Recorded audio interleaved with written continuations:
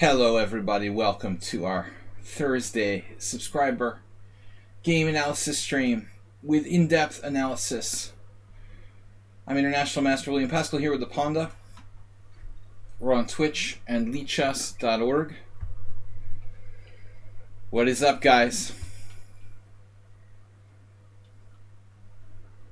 Astrobate, welcome.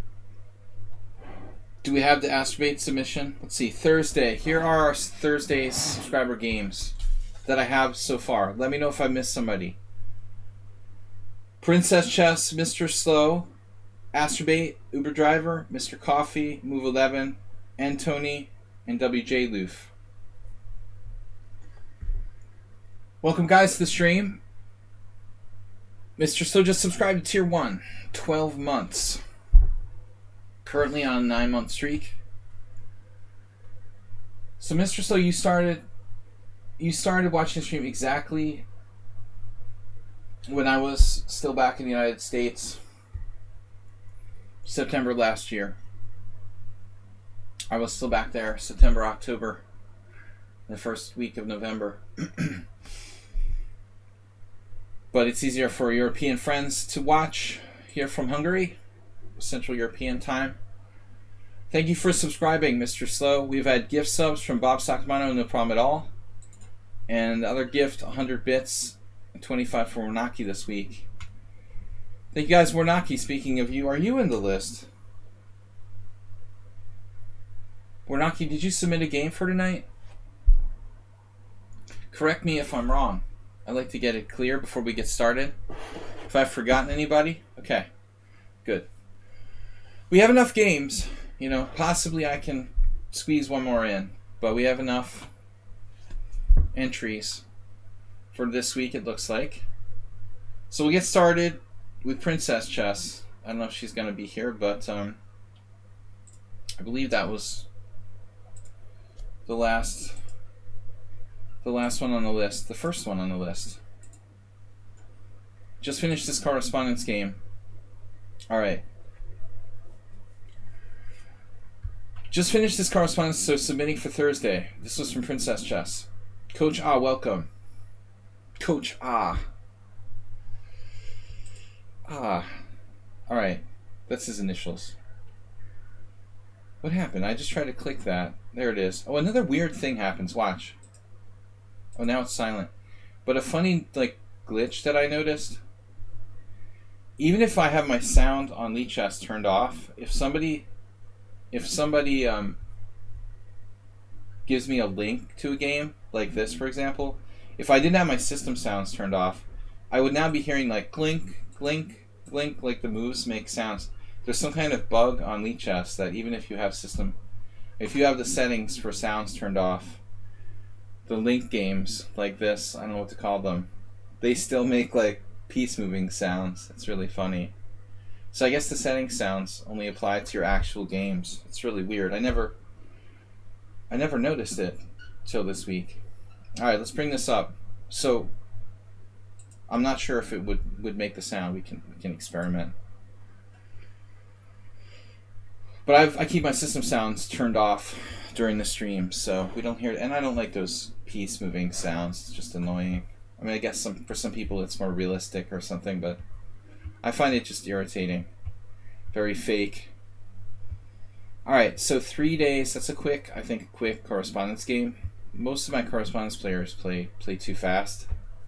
Too many config files. Alright, this is correspondence chess, Princess Chess. T. Gluckman from the UK.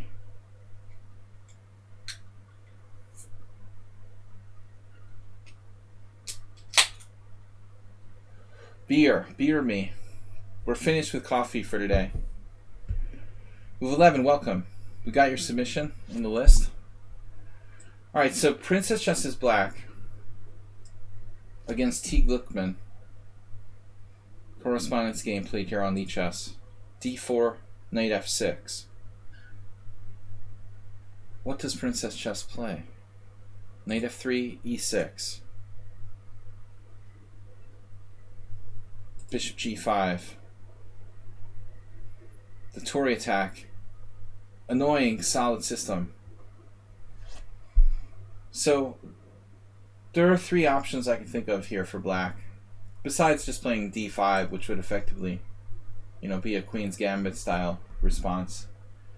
Bishop e7, no, not really common. I mean, c5, b6, and h6. I don't encounter the Tory attack too much. Mr. Coffee played that. I would imagine that b6, bishop takes f6, or b6, knight on bd2. b6 might be considered kind of risky for black. h6, I think a lot of people are afraid to play because white gets in e4, but what you have to realize, this is actually like slightly inferior Trompowsky for white. Back in the day, I used to play this way against the Trompowsky. I remember a game I had in Hastings, the Hastings Challengers, where I managed to win with black. Mr. Slow just donated 2 gift subs to Coach Ah and LVN, so good job, Mr. Slowhand. You hit 2 of our regular supporters here with gift subs, and I like to see that. The people who take advantage of the stream and are regulars get the gift subs. I feel like, okay, it's good when new people get it too. But Coach Ah and LVN, WJ Loof, welcome, good to see you. Thanks again, Mr. Sohan, for the donation of 2 gift subs. Princess Chess is here, so I'm just saying, Princess Chess, I think h6 is a totally viable line. The point here, as I pointed out in a not so distant stream, was that white can't play like queen d2 and f4, which is white's, like, basically knight c3, queen d2, and f4. If I show you by means of the Trompowsky, like here e6, e4, h6, bishop takes f6, queen takes f6, knight c3, this is the point. Like d6, for example, d6, queen d2, and then, like, I remember once I had a blitz game with Larry Christensen, I think something like this, where I was black. But white gets that big center with those pawns there. Not that easy to handle. Even this is probably okay according to the engine. But let me put it this way. I mean, if white plays knight f3 here, it's really not dangerous for black. That's WJ Loof just donated 500 bits. Thank you, sir, for your generous donation. Thank you very, very much. 500 Pride 100. 5 Pride 100 donations. That's 500 Pride. So knight f3 is just not dangerous. That's cool.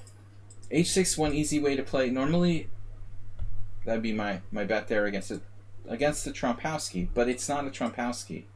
She actually played against the Tory attack. So in this case, if we play h6, white plays bishop h4.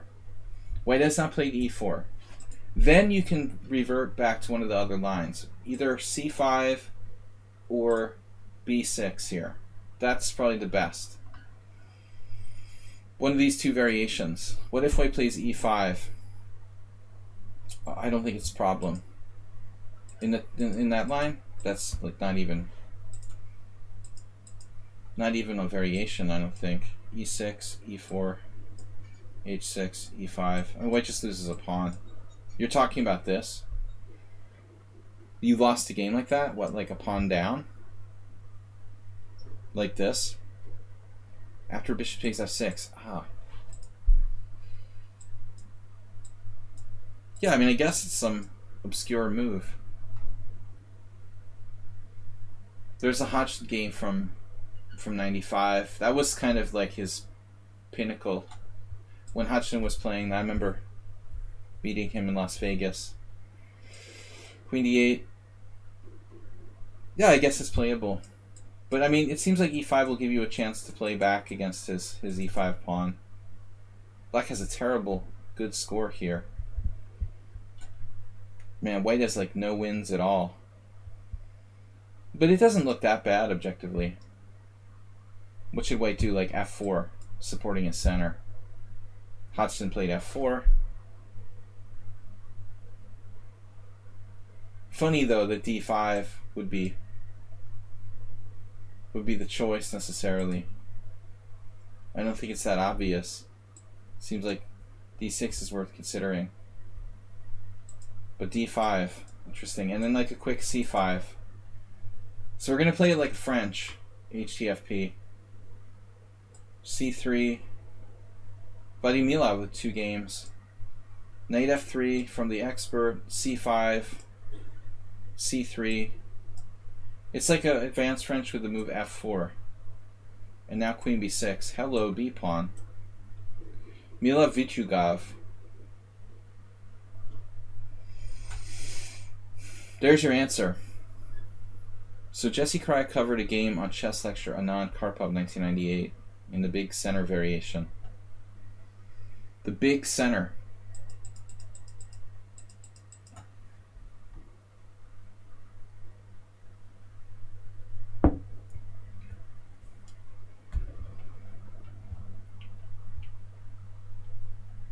Alright. Let's go. So, knight f3, e6, bishop g5, bishop e7. A little bit passive, but this is still like reasonable for black. Probably a good move to kind of take white out of book. Knight on bd2 should be played. Threatening e4, theoretically, right? So we've got a problem with that e4. Now you could play c5. I remember, though, seeing some weird games where people did stuff like this. Does white have like bishop takes and nothing like traps here? Bishop takes f6, queen takes f6, knight e4. That's a funny variation, so this actually works out. Check. Check on b4 wins back the knight there. There's no tricks. You can play c5 if you want to. Loke Van Bailey. Yeah, nothing special, I guess. e3, and you transpose back to a normal line. But I think a lot of players regard the move h6 as a useful move to have gotten in for free, probably. Alright, so c5, d5 is more of an old-fashioned way to play it. e3. Castles. You don't have to necessarily castle. But I guess there's some problems with like the check here. If you intend to play like bishop e7, b6, bishop e7.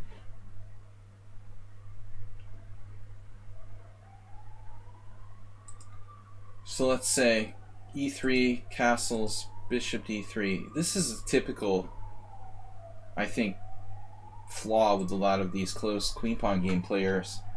They just sort of robotically play c3 without any reason. I don't understand why white needs to play c3 here without c5 being played. Seems unnecessary. So bishop d3 seems better.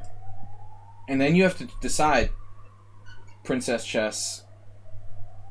I kind of lean toward b6. Getting that bishop developed. Get me some control of e4, please. And white tries to play it like, if white tries to play it like a stonewall attack, that's where things start to get kind of dangerous. I'm getting scared, you know. If f4, you have knight e4.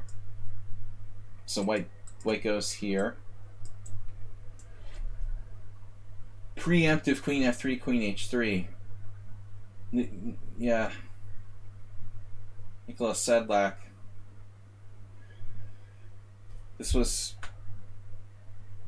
one of his style openings, similar to the London. I'm a little bit scared of this attack for white, honestly. The other option that you have, because I don't really like playing with d5 a whole lot. That's why I prefer this type of b6 and c5 systems. The other option you have here is c5, but I mean, if you're going to play that, maybe the bishop should, I don't know. I don't know what I'm going to say. Alright, let's see. c5, bishop d3. Yeah, so the number one move is b6. You also have bishop a6, keep in mind.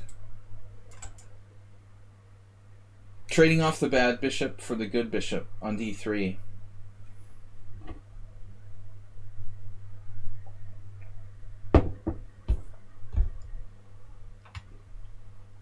The problem is knight c6 here. So bishop a6 is out. Because the tactic's based on this square. Funny that no one's even tried it, though. It doesn't lose by force. Like take, knight c6, queen d7, knight e7 check, queen e7. It just looks ugly. You've got a knight on a6 and you're pinned by the bishop on g5. Ironically, like Stockfish says, it's playable. But how is it playable? I mean, it looks like you're in an eternal pin here with this. And Engine is claiming it's completely equal for black. That is messed up. It doesn't look completely equal. How do we get out of this? Take e5 or something? Are we going to have e5? Knight c7. Castles. We can go here. This looks ridiculously passive for black. Now, I'm not a huge fan of this, so just an idea. I mean, the more traditional thing is to go bishop e7. So let's see. What did you do? c5, bishop d3, and then you played knight c6. I think I probably lost this years ago. A game against Anatoly Volovich with black when I was a kid. Similar position. But it's like you don't really have a good plan here. Unless you can trade your bishop off. What are we going to do? It's not like the London system where the bishop's on f4 and we can play knight h5. We can't play knight e4. We have no way to free our position. So this looks like it's like mandatory. b6. b6, knight e5, bishop e7. And there's another move, knight on f d7. It's obviously passive. But the plan is clear, you know. Queen h5, f5 or g6 or something. This might be playable. It's only a perpetual. It won't hurt at all. Knight takes g6, f takes g6, bishop takes g6, h takes g6. This guy used it to draw with Konopka. Draw by repetition. That's really lame. You should be hanging yourself. Not hanging yourself, but hanging your head in shame. It's a Danny Edelman, Kasparov simul draw. Shameful for white to like force a draw like that. But anyway, like bishop b7, trying to control e4. Now queen f3. The question is, how do you play from here? Maybe now knight on f d7. Then queen h3. But white's still better. Look at this. White's still better. No easy way to equalize. How do you play after queen f3? There is no way to equalize this position.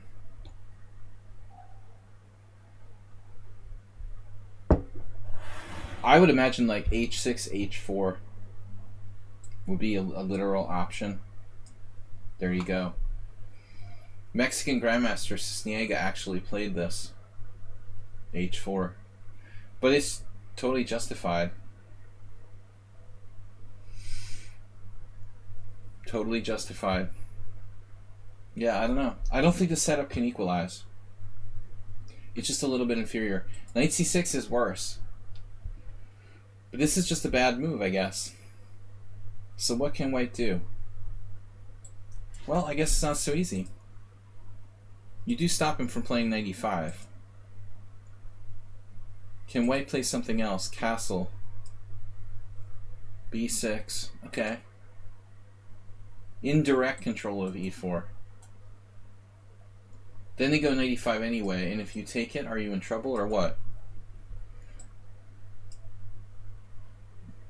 How bad can it be?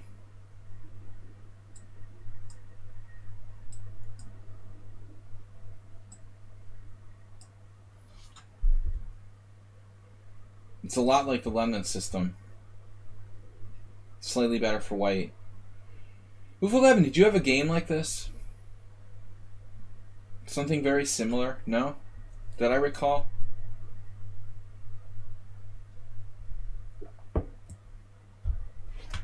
I think you had something very, very similar in this line.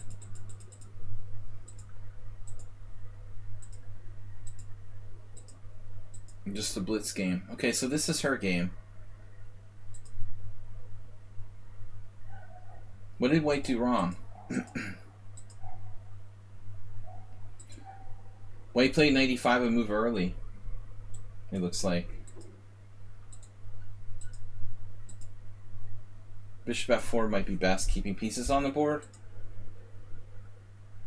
But remember, it's correspondence, so Princess Chess can look at the opening explorer.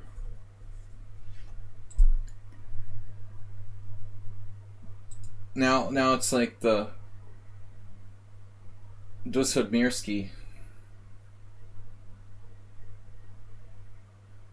This may not be that bad. Black gets kind of ironclad control of e4. White won every game in this position, and Stockfish says it's only the tiny advantage. Interesting coincidence. Doshodmirsky had a very, very similar game with black against Rubinstein. It was a London. You know, so it became almost identical. The bishop was on f4, and he did like c5, c4, knight c5. I can't remember if f5 was in. Man, this is strong. So they're following a game, the Iranian Grandmaster, with white there. White's slightly better.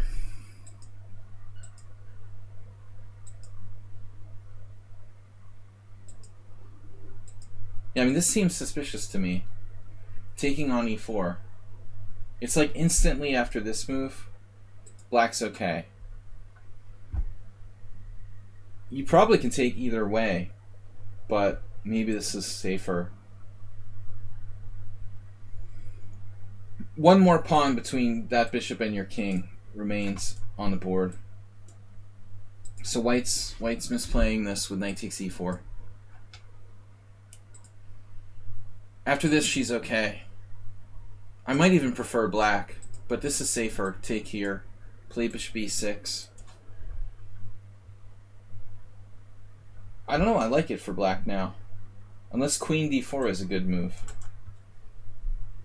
But I imagine that's not a stable position for the white queen. So I think you should just take back with the d pawn. Play bishop e6, blockade their pawn, and then you're just like taking over. White should probably trade queens. This is much, much riskier, taking this way. Because look at this access. You have the access to this outpost here. You could play a rook exchange sacrifice. They are normally made by rooks. But you got my point, guys. We're going to try to stick a rook on d3 after this. So, for example, like takes, queen takes, maybe not in the endgame, but let's say they try to keep the queens on the board. Something like this, rook d1, just for argument's sake, you know. How would it happen?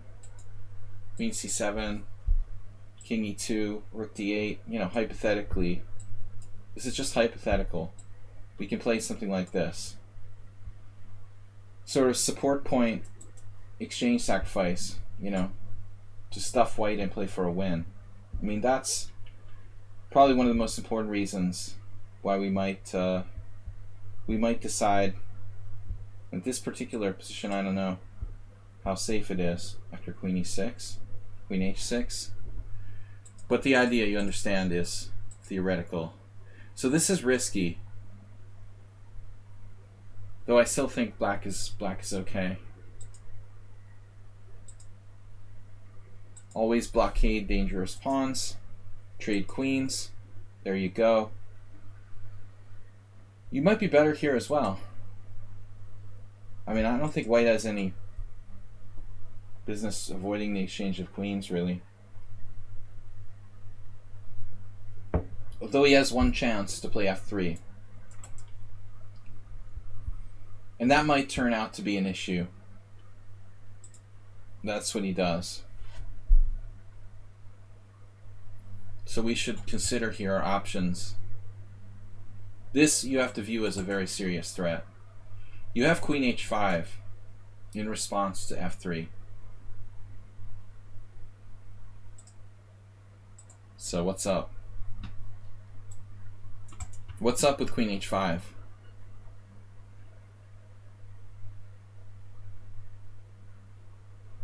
It seems like kind of inconvenient for white.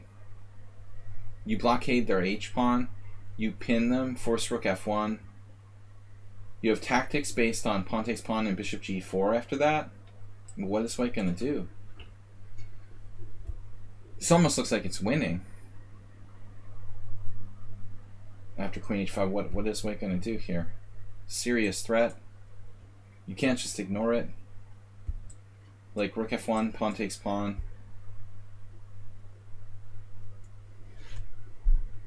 I think he has to trade queens now. He's been doing everything in his power to avoid it, but you know, it's too late after bishop g4. So yeah, it just looks really strong. Yeah, queen h5, you're better. Computer claims you can even play b4, though I would be scared about, you know, the race like potential of this position. Takes, I don't know who's faster, you know, this diagonal or your counterplay. The computer thinks your counterplay on the queen side. That would require a lot of calculation. I would definitely play queen h5, but after this, stand up cat, you're welcome. Thanks for watching. Exactly. Serious analysis Thursday for our subscribers. I hope everybody enjoys it. You know, I like getting a break from just playing blitz and stuff. We had a gift sub, a couple gift subs, and a donation from WJ Loof. Much appreciated.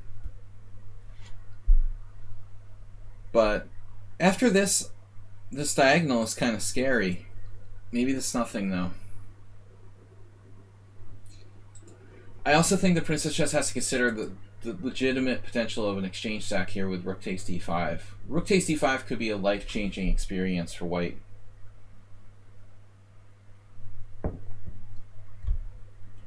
That might be just the kind of thing that white needs to invigorate his chances to win this game. So, but she's breaking through with b4 first. Okay. I mean, I need to look at this.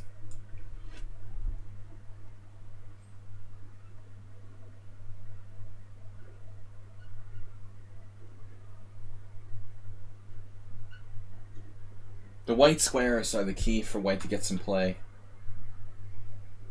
What do you think? Computer doesn't buy it. It thinks that black's counterplay on the queen side is a little bit too strong. But I don't know what else to recommend for white here. Maybe taking on b4. Just bide my time would be the better. Alright, let's take first. I agree. Take first and then sacrifice the exchange. a5. What about now? You're taking on b4. It's still a problem. Okay? This looks like a nice move, a5. Take that as well? No. He played rook on dg1. The dg's. Get out of there? King h8? No. Alright. You're not afraid of this. You got rook f7. I admit that's not really a good move. Okay, takes, queen g3, rook f7, and then bishop takes h7 check. Whoops.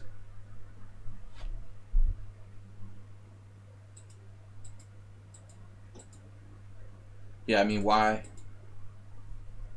Why not king h8 here? Why? Ask why.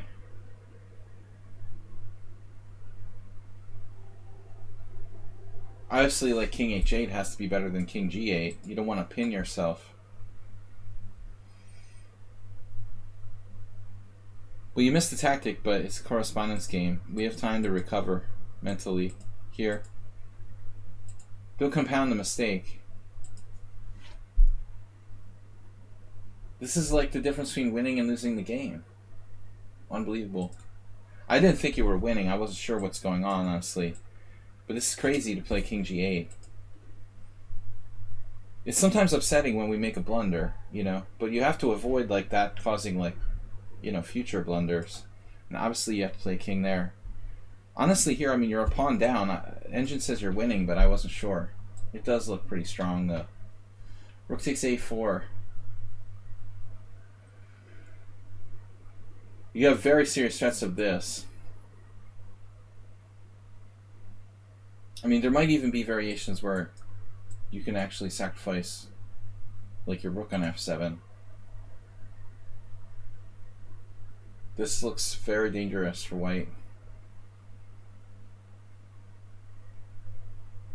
You're faster. You know, I mean, this is almost some sort of mating attack. But I'm not sure.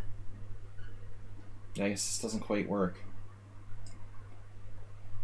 What's the best move here? b3. And amazingly, you're even winning after rook f8. That is shocking. Your position is so strong you're winning if you just calmly retreat your rook back to f8 there. It's all about king safety. Ultimately, black has better king safety.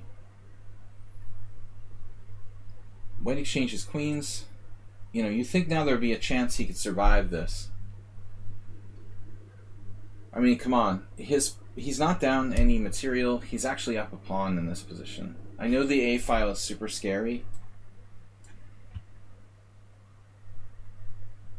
but I can't believe white is just lost here. Probably you shouldn't trade queens. I can't believe white is lost here automatically. He's not, according to the engine. I mean, we go back a couple moves. I don't want to spend forever on the game, but here's a blunder here. But I'm definitely not trading queens. You're faster. I mean, of course he has rook takes g7. And I'm sure that she was worried about that. It's a very serious threat. Maybe, I don't know. Maybe there's nothing there. Another interesting move is bishop c5. I guess queen d5.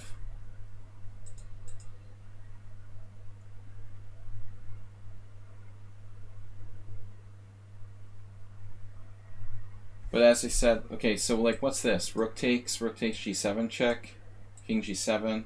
This looks like mate. Smells like mate. Check. But it isn't mate. That's the funny part, like there is no mate. White's like lost. Wow. So the rook takes doesn't work, but it has a mate with queen h6. Alright, I missed it. So there is a threat, but it's not rook g1, it's queen h6. So thus bishop f8. Okay, he trades queens. Rook d1, rook d7. What about something sharper here? What if you play for a win with like rook a7?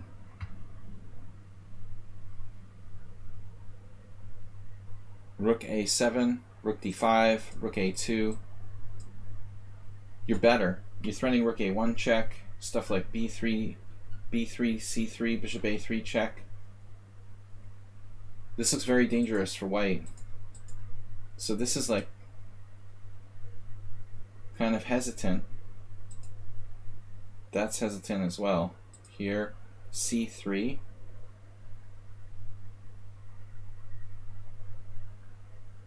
I feel like white should hold on in this position now, if he's careful. What about like king b1, for example? Calmly playing king b1.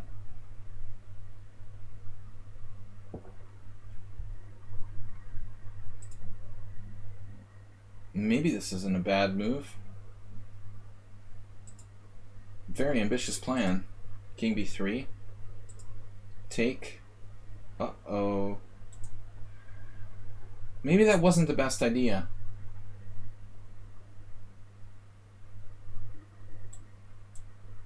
He got a little carried away with that king. Now he's getting checkmated on c3. Oh man, it's double mate threats. So rook b2, king b2, king b2. But I mean, now you have massive threats. It looks like you're probably on the verge of winning. This is probably winning now. It's not winning this position. Unbelievable. He's still not lost. Unbelievable. So takes. Still not lost after that. But king takes is safer. After this, amazingly, you're still not winning here. That's a shock. He blundered mate in 1. So rook c2. Rook a3 check. King b2. Rook takes c2 check. King takes c2. Rook takes a2 check. King b3. Rook a5. And e6. And it's probably a draw. So you were lucky there. Blundered the mate. Yeah, it was back and forth game. But for me, the biggest mistake was that king g8. I can't understand why you play king g8 instead of king h8. Alright, that was a long analysis, guys. Always the first games are long. Mr. Slow, thank you, Princess Chess. Mr. Slow, thank you for the gift subs. Sorry, I lost my mind for a minute. Alright. He donated 2 gift subs for Coach A and LVN. Guys, don't forget, Sunday we've got the streamer battle. I will be able to play this Sunday. Yeah, I mean, the guy was 2100. Your rating? Well, it wasn't that high rated. It wasn't like you were playing like a 2300 or something. Rapid chess. Please analyze the game without a stiff from last pawn. The Swiss tournament, I think, was clearly better when the queens were off. This is from this week. On Tuesday. I'm going to flip. Mr. Slow is black. Don't let anybody's rating intimidate you, especially 2100 players on lichess. You can play that level from what we've seen. Okay, so wow, it's a French. Alice still plays the wing gambit against the French.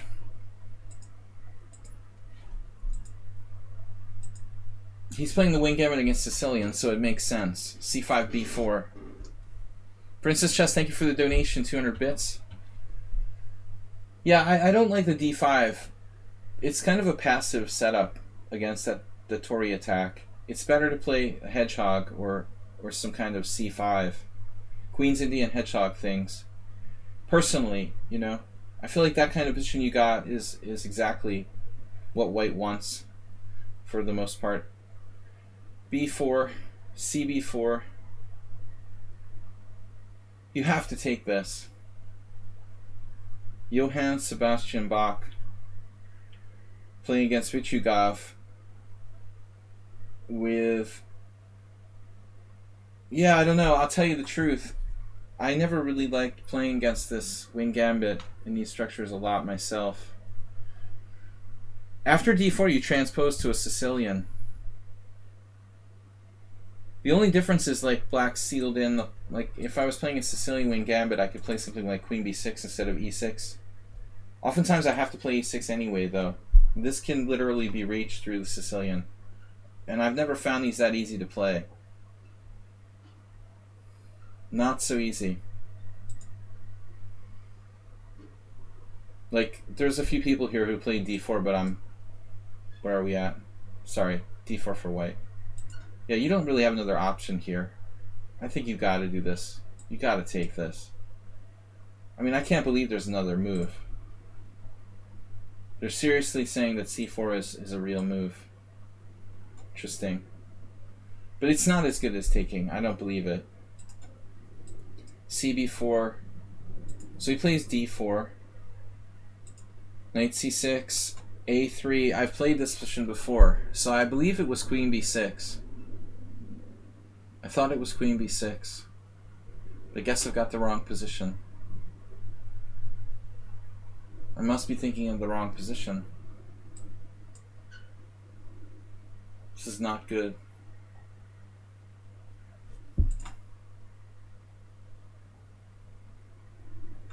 Way easier to trade the white square bishop in the Sicilian wing gambit. Yeah, I mean this, I don't know, I was thinking queen b6. But I'm thinking of a different line. You know, I'm thinking of this, like e4, c5, b4, takes, d4, d5, e5, and then knight c6, a3, queen b6. See, I'm getting this position confused with a different one. Here it's better because you haven't spent time on e6, so we can attack d4 and make white play like an inferior move. In this case, bishop e3. That's much better, easier for black to handle, I guess. b4 takes here. So there are other plans. You could play bishop d7, trying to do the old bishop b5 or some sort of weird ideas. I don't know. I never looked at this. But I mean, I'm primarily thinking that for the most part, it's nice that that b file, that the c8 bishop keeps b7 protected. In all the instances where the b file opens up, knight c6, a3. And now it says like the main line is b takes a. It seems like it always feels like when you make that kind of move, you're feeding into these gambits. So I normally am very hesitant to do that. Apparently that's the #1 move here. But I would be curious about other tries. When you take on a3, you enable white's development to some degree. Like the knight will come here, it will come here. White doesn't have to take it either. He may wait, take with the bishop, trading his bad bishop for your good bishop as well. Alright, so you decided to take. Objectively, I don't know. This is interesting to me. You know, that feels like a good move to me. Playing a lot of knight h6 with black. I'm used to this. Trying to get to h6 to f5 to put pressure on the d4 pawn. It feels efficient. Obviously, this is not a good move for white. Taking here, he needs his dark square bishop for other purposes. Check, c3, and then bishop e7. So it's a bit awkward, but you obviously understand the point. We're going to try to play knight f5. And I don't think that this is that good for white. Rockport, Ricard, 2014.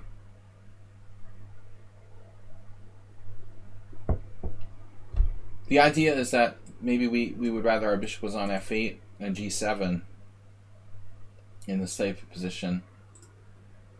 Someone played queen c1. What did Ricard? Ricardo played bishop d3. Yeah, I mean, it's pretty awkward for black. It really is. I mean, I don't think it's too easy. But like a French expert should be able to handle it. Where do we put the black king? Do we try to snuggle the king in the corner on h8? Are we going to leave the king in the center? Are we going to play castle's queenside? I'm not voting for castle's queenside here. So that's my gut instinct, but I don't know. So here, c3, and now bishop d7. It looks reasonable. You're playing like Keith Arkle, 2019. Journeyman Grandmaster. And of course, Korneev. Good company. Okay, bishop d7, bishop d3, and then h6. You don't like the early structure ruining. Perfectly understandable. Perfectly understandable. You guys are agreed. Both DK Guy and Mr. Sohand are anti-bishop takes h6. Anti-knight h6, I should say. But I have an anti-h6. Interesting move, though. This was played by Korneev, brother of Portish. And Korneev again. How does Korneev get 2 games? That's unbelievable. Like, how do you get 2 games in the sign of the Wing Gambit in the database in 2018? H6, wow. It's going to be a little hard to get the pieces out. I'm skeptical of H6. You know, for the most part, they're weaker players playing white. Imodi's a good player, and this guy Fernandez is a good player. What about, like, H4? Can't white play outside the box here? Why does white have to play like a robot, you know? I like this better. H4 makes a lot of sense. We're going to grab space. We're not going to let you play any games with G5. And this looks interesting. You know, attacking chances. I would definitely play H4.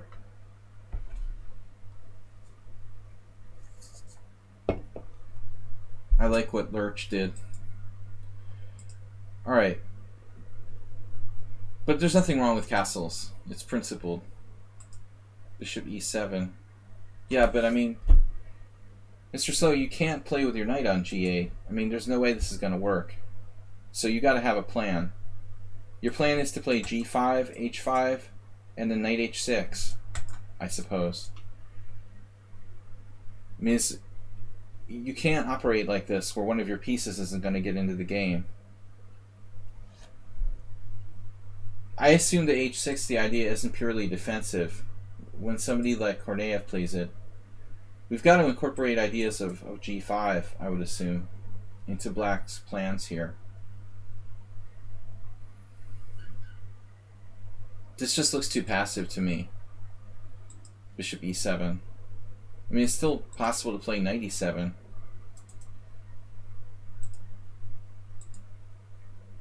I mean, it seems weird to play bishop A3 now, ironically, for white. Because you can't develop. Why is white helping you develop your pieces? Like bishop A3, knight A3, knight E7, knight B5, castles, knight D6. Maybe he should just wait. Or maybe play knight A3. I feel like that helps you a bit. And then stopping knight B5. Do you have time for this move? Is another question. Do you have time for this move? Because we could play knight E7 and allow knight B5, and then play knight C8, a la number 4. Favorite retreat of Peter Prohashka and Jonathan Spielman. I don't understand what you're talking about, DK Guy. Bishop takes E3. What am I missing? You're A3. Bishop takes A3.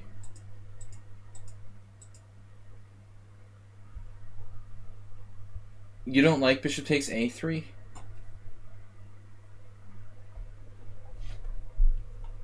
I thought it's natural.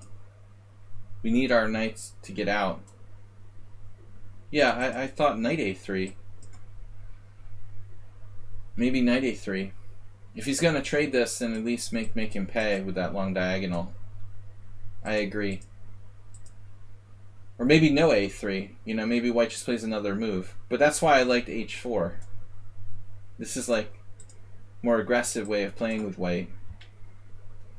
Who needs to castle? We can take on A3 when we want, with what we want to, and then maybe we can increase some kind of kingside pressure here. Nomkin won, but he's 200 rating points higher than that guy. It's an interesting idea. Yeah, but I still don't think it's that bad for white. Bishop A3, knight A3, A6, and now I'm getting concerned about like C4. He did play it. But I mean, it's natural. What is he supposed to play? If not C4, then what do we do? You're threatening B5. Once you play B5, that's it. You know, there will be no more C4, any of that. The inaccuracy, okay, whatever. Computer says you should play rook B1, but I mean, what is the computer going to do after B5? It's going to sacrifice a piece or something? Is this a real thing? Like takes? Can you sacrifice a piece? Because I somehow doubt that. Why is rook b1 a great move? Letting black stop c4 forever. It seems like black is better now. Yeah, DK guy, anything, I don't know about queen a4, but anything else. I mean, even knight e1, man. What about that? Is that stupid after castles? What did you do? Bishop e7, like knight e1. With the idea of f4, f5. I like this because it brings all the pieces home to the back rank. But the plan is very clear. You've got f4 and maybe like queen g4 with attacking chances on the king side.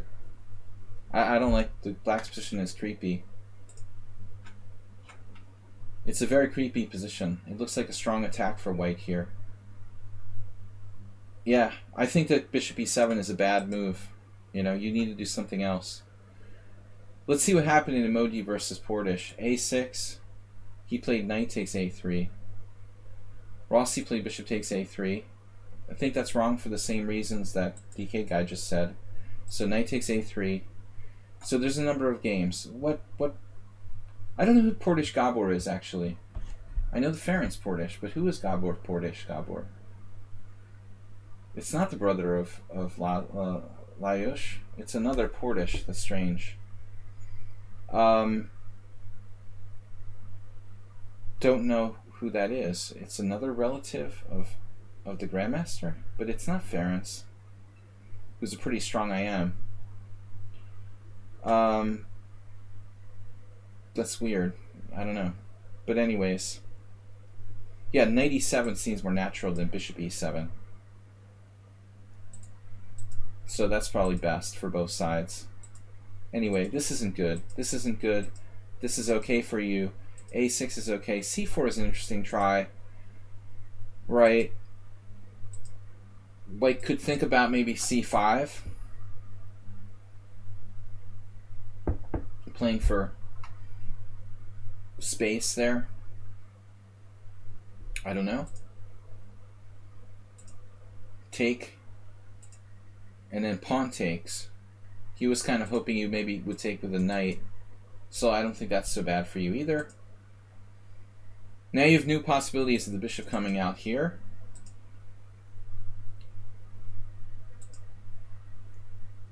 And then the acerbate mate, of course. Queen d3 is best. It's always best to play for mate in one. It's interesting, Gigi Helis. Portish is a mysterious name. It's not like a really common Hungarian name. That's why I'm surprised there's a third Portish, who I don't know who that is. Portish Gabor. It's not like you run into Portishes every day. Not a typical Hungarian name. Could be Slavic. I don't know the history. You'd have to ask Lajos. Castles. So queen d3, rook b1. I think he's trying to subtly threaten it, and then b5, queen d3. But you're just up a pawn now. I mean, obviously bishop f5. So it's a pretty successful game for Mr. Slow. There is this square here, and it's never that easy for these pawns to advance. But you should be winning. I'm skeptical of rook c8. I mean, your game is really like queening these pawns now. So it doesn't seem right to me to bring the a rook away from the a pawn in this position. Clearly it's not the only way to play, but I mean, you could go for like knight a5, knight c4. What's wrong with that? Try to just outpost the c4 square. White never got his pawn roller, which he should get. Okay, queen b6 is good. Yep. There's pressure on this, but he needs to unleash the f pawn. It may be too late by then. There comes the pawns.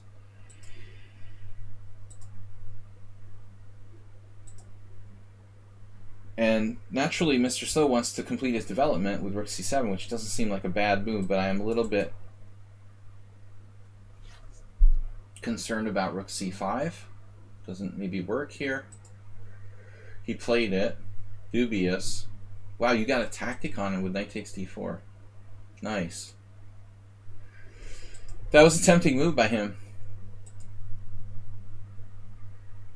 You ruined his structure, and you still have one of your outside pawns. Though in a vacuum, I'm not sure if it was worth it to give up that connector duo.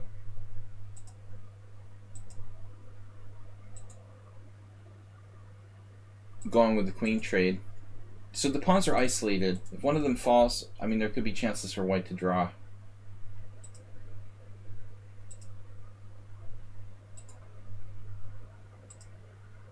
And this is technical, probably winning for black.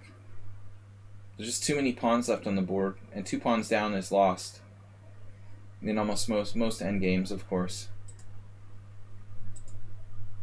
That was kind of awkward. Could you play rook takes f3?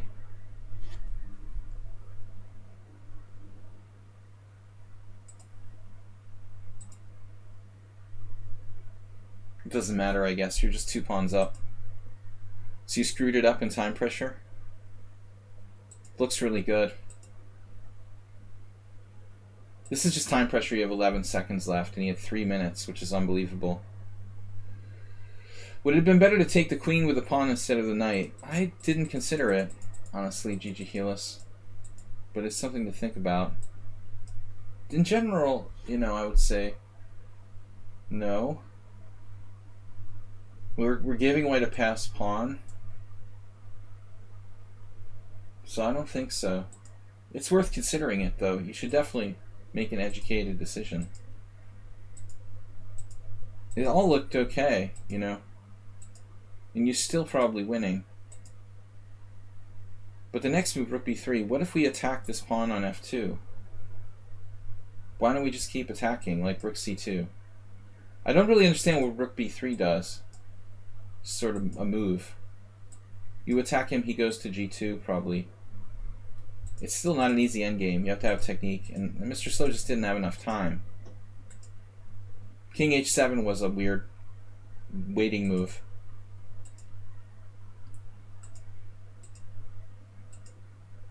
And now d3 looks like enough. But amazingly, it may not be. Wow.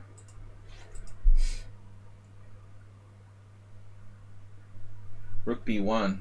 Rook b1. No mate, actually. There's no mate threatened. But you are going to queen by force. d3, knight c3, d2, knight takes b1, d1, you know. This would force the win of a piece, probably. So a few hesitations. This was a natural move. Now his rook can get behind. And he just takes it. Yeah. Sad. And a draw. Black is slightly better with a better structure. But anyway, it was a good game, only marred by time pressure. But I don't trust the system you played. You know, I don't know about h6, but it's rather artificial. Bishop e7 doesn't seem right to me, Mr. Slow. I think you can't really expect that to work right. You're lucky that he didn't get anything better going on there. Guys, welcome to the stream. We got our subscriber stream. Gather around, bring your friends and family. Invite your 5-year-old children to join the stream. Alright, let's get started. Next game. We need more viewers, is my point. Astrobate, what's up? Astrobate, what's up this week? Maybe I should just go to Astrobate. That's a study. That's not good. We need Astrobate. We need Astrobate messages. And you can't click on someone's name from here. Alright, whatever. Where is Astrobate? Here. Alright. Ended up with a few good games, plenty of games that would make your eyes bleed. Yes, I managed Yet I managed one with 9 cent upon loss. Italian game, 2 bishops defense. 2 bishops defense? Wait, what is the 2 bishops defense? Guys, International Master William Pascal, coming to you from Budapest, Hungary. Don't forget to play for our team on Sunday, Pawn and Horses Club, streamer battle at 3 p.m. CEST. 0009. Alright, let me get this game. Where's the link? Here. Aster mate. Wow, he really has 9 cent upon loss. And it's a real game. It's not like a 9-move game. That's pretty impressive, man. We've been working a lot on the Joko, though. So, I don't understand what you mean by 2 bishops defense. I've heard of the 2 knights defense. I think that's what you're referring to. 2 bishops defense? So check this out. E4. Oh, knight c6, knight f3. Like, technically you should play d4.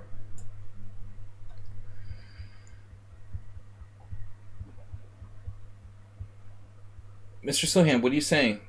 I thought bishop e7, I thought something like he has to take a3 anyway, which is of course stupid, right? Yeah, he could delay it for a very long time, that capture on a3. I think that's his, well, as I said, like a really interesting way to play would be knight e1 after castles knight e1 and just playing for the pawn advance f4. It's like the Benko. You don't have to take the pawn, you know, right away. But obviously the way that that game Emodi against Portish went, where white played knight takes a3, makes more sense than bishop takes a3, which like justifies your move. So anyway, Asterbait, d4. Knight f3, inaccuracy. e5, allowing black to play a normal opening. Bishop c4, knight f6, now d3. And now a move I've never seen played before. a6. You have to look far and wide to find the move a6. He thought it was a Spanish. Damn, a6. So, let me just think about this for a minute. Now that you've played d3, and you've secured e4 a little bit more, and you've secured the g5 square for your knight, I mean, black just played a6. We've got to very seriously reevaluate the consequences of the fried liver here. Is this like an improved fried liver after knight g5? You've got an extra move, man. I mean, d3 is pretty serious. a6 contributes virtually nothing to black's position. So now, what is it? Like d5? Okay, it takes away bishop b5 check. That's interesting. So if we try to play it like a... Chigorin, it takes knight a5, white doesn't have bishop e5 check. That's very curious. Huh. Weird. Strange. So what do we think about this? Well, I can try to keep the pawn with knight c3. Then b5. And I guess black's going to surround this, picking off your guy on b3, a file, knight takes b5, and you've still got fried liver-esque threats, but after knight takes c5, sure, you've got stuff. But here, black has bishop b7.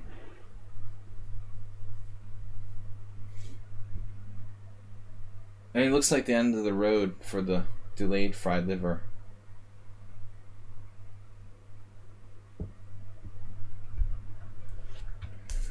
Like, seriously, it looks good for black now. The computer is not convinced, though. It still thinks that white has queen e2, which is a risky looking move. Yeah, it's not giving much. All right, we'll call it equal. So it's just not convincing. Next level strategy, exactly. That's deep, dude. I've seen a million beginners play h6, but who plays a6? That's crazy. So what do we do? It's actually a good move in all variations. Like bishop c5 fits in. Maybe we've revitalized the black side of the gioco pianissimo with a6 immediately. This is messed up. What are we supposed to do? Take advantage of a6. Asterbate just played a4. That's crazy. This is crazy. There's no games, man. Not one master game with a6. That is messed up. Don't show that to any grandmasters or they might start playing it. Yeah, bishop e3, not really good. Black could just break with d5. Man, that's so weird. We call it the Asterbate variation. I don't want to take credit for it. Well, playing d3, could you ask for more than 0.4? No, that's not my point, though. I mean, it's like one of the most popular variations in the world, and there's not one master game someone played a6. I mean, you've got a move that's like probably like worse than a6, h6, and there's 1,500 games, DK guy. This move is just as good, and there's only 0. That could seriously revitalize Black's theory in this line. I mean, a6 is a perfectly reasonable move. That's kind of messed up. It's kind of messed up that Stockfish's #1 suggestion is a6, and no one's ever played it in a tournament game. I mean, if we look up on ChessBase, we will find some games played in the Tasmanian Championship, 1974, under 7, where there are some games, but damn, dude, that's the #1 move for Black. That is insane. Do you know how popular this is at the highest levels? Like d3? It's all anybody plays anymore. And no one uncorks a6. Okay, at the end of the day, it's just going to be a transposition. It's just going to be a transposition. White's going to play like c3, Black's going to play bishop c5 or something. You see? We're just going to transpose. You found correspondence games for 1984 German 3 Bundesliga.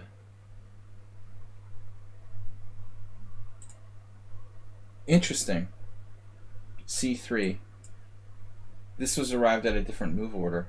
Rajabov Anand, 2009. So Asterbate played a4. Anyway, I'm still in a state of shock about this a6 move. But I would bet you, somebody would try knight g5.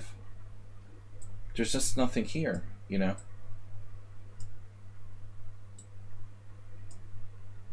So the best move according to the engine is castles, not knight c3.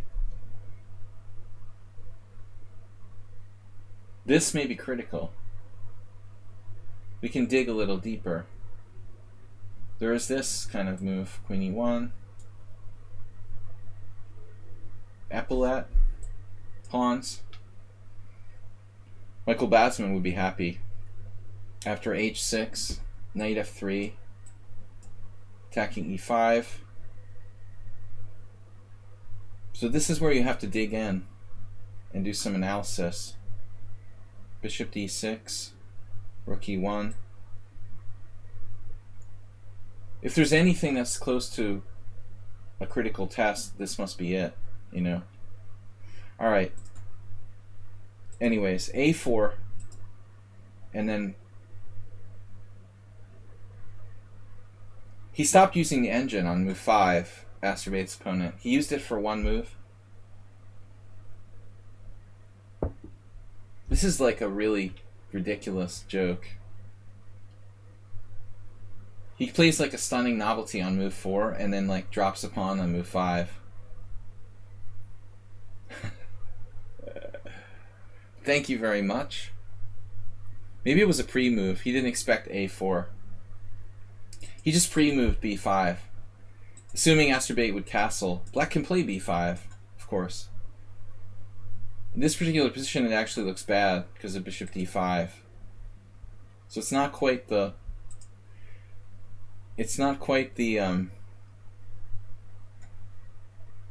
Archangel's variation for Black of the Spanish. He should stick to bishop c5. Alright. Anyway, pre-move didn't work. b5 takes. Here. Takes.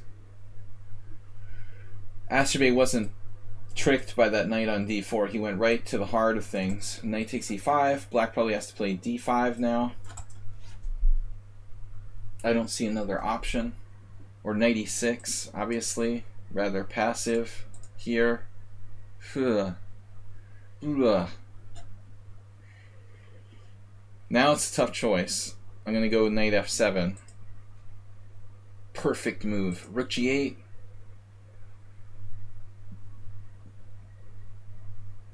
I guess black has knight takes b5. Threatened. This is reasonable. And black is... He's obviously smoking crystal meth or something. Knight f3 check. Just take it. Aspirate seriously? Pawn takes f3? Like, you're up pieces and there's no reason to take any risk. You take with the pawn here. Like, don't develop your queen. It seems a bit more natural. Take with the queen. Pawn takes. Oh man, it's like giveaway chess. Maybe that's Astrobate's opponent thought he was playing giveaway chess. Anyway, he did. He just kind of started joking around. He just gave away all of his pieces. The pain will end soon. 9 cent pawn loss you got for this game. That's a mate in 1. Is it not? With queen a4. Anyway, that was a nice little break. But that's where you're getting sloppy with the forced mates. Anyway, at least we got something constructive out of that, though. The a6 move. Next game on the agenda is Uber Driver. Zuber Driver taking a break from his stock market domination.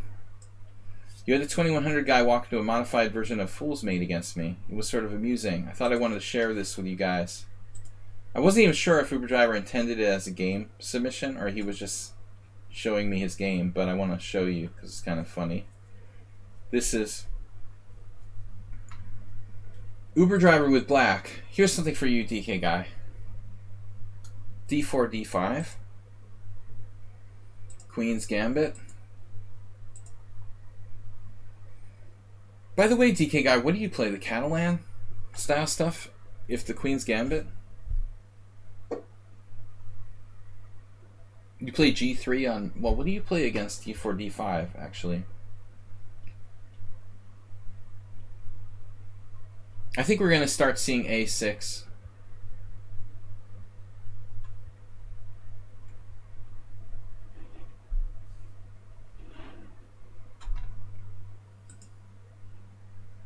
So far, so normal. And Uber Driver played the hyper accelerated. We talked about this with Schieberspieler on Tuesday. Some recent stream.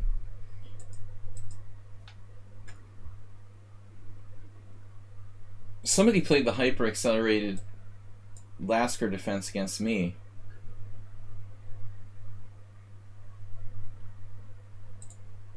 I mean, I think I played like castles, e3, knight e4 once against Joe Fine. I would call that like the accelerated Lasker defense, where we don't gain a tempo with h6. But this is the hyper accelerated, knight e4 right away. Played by Anatoly Line a couple times, losing both.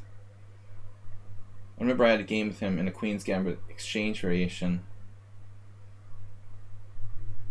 Bishop takes e7, queen e7, knight takes, pawn takes. Yeah, I mean, I guess we shouldn't take on e4. There's nothing special that I can do, although queen c2 looks kind of interesting. What are you going to do now? Queen c2. Another Anatoly Line game from '98 too. It's pretty late. Alright. Queen c2, I like that. That's kind of dynamic. But this is just weird. Like, you can't go here because your knight gets all messed up. I mean, obviously also queen b4 check probably offers. Can we play like f6, knight g4, queen b4 check, try to take a pawn? I mean, that's kind of materialistic. I don't like that. Knight d2, and then f5, and obviously white should play e3, but UberDriver probably has an equal game. The knight capture on e4 was inaccurate, so black should be able to free himself with e5 and be okay. I would say it's like equal. The computer even says that white is worse after this, possibly slightly worse. But what are you going to do except for e3? I mean, this is the only logical continuation. He could also have played knight g1, but it's slow. Obviously slow. e3. And that time black will be breaking with e5. e5 or maybe even c5. Not a ridiculous idea as well. The Anderson defense is St. George. Well, what is Anderson defense? WJ Loof. Is that a thing? Like a6 on move 1? I just call it the St. George. It's normally played e4 a6. No, Anderson opening. I don't think you call it Anderson's defense. Yeah, famously played by Anderson against Morphy in their match. Anderson played a3 with white. No, but it was with white, WJ Loof. He didn't play with black, a6. Yeah, with white. But a3 is not that bad. I mean, you can turn it into an English with like c4. It's probably not that bad. With black, it's riskier. I've played a lot of games with 1a6. 1h5. But anyway, let's see. So UberDriver here. Hyper accelerated. Knight e4. The Anatoly line variation. UberDriver, did you know Anatoly line? He was a funny old guy. He always liked me. Alright, d takes e4, knight d2, f5, e3. Wow, that's aggressive. White gets really aggressive here. Psychopath. A little more development, you know, on that e3. You gotta give him credit. I mean, g4 is a very aggressive move. Unbelievable.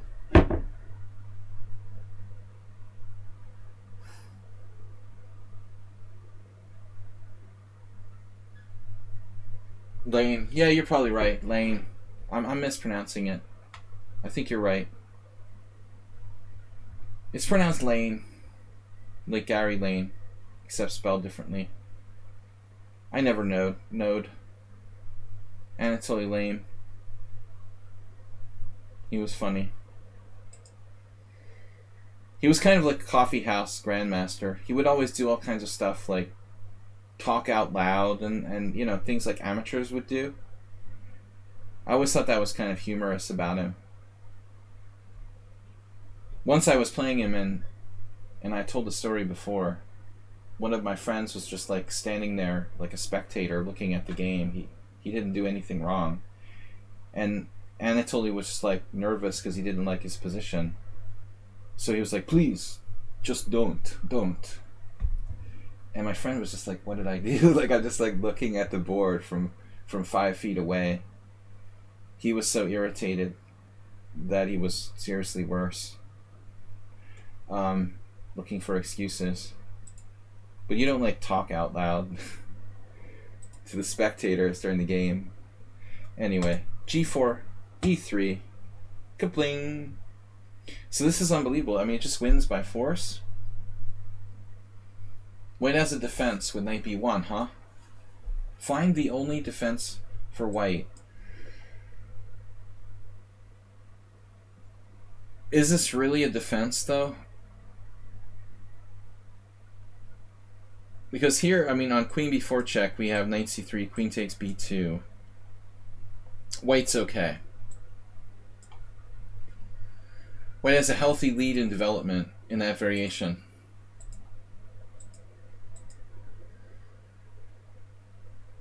But I guess here, Queen H4.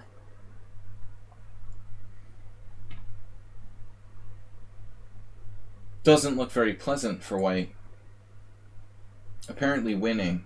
Though it's not like winning, like easy to see, like to the end of the game here, exactly.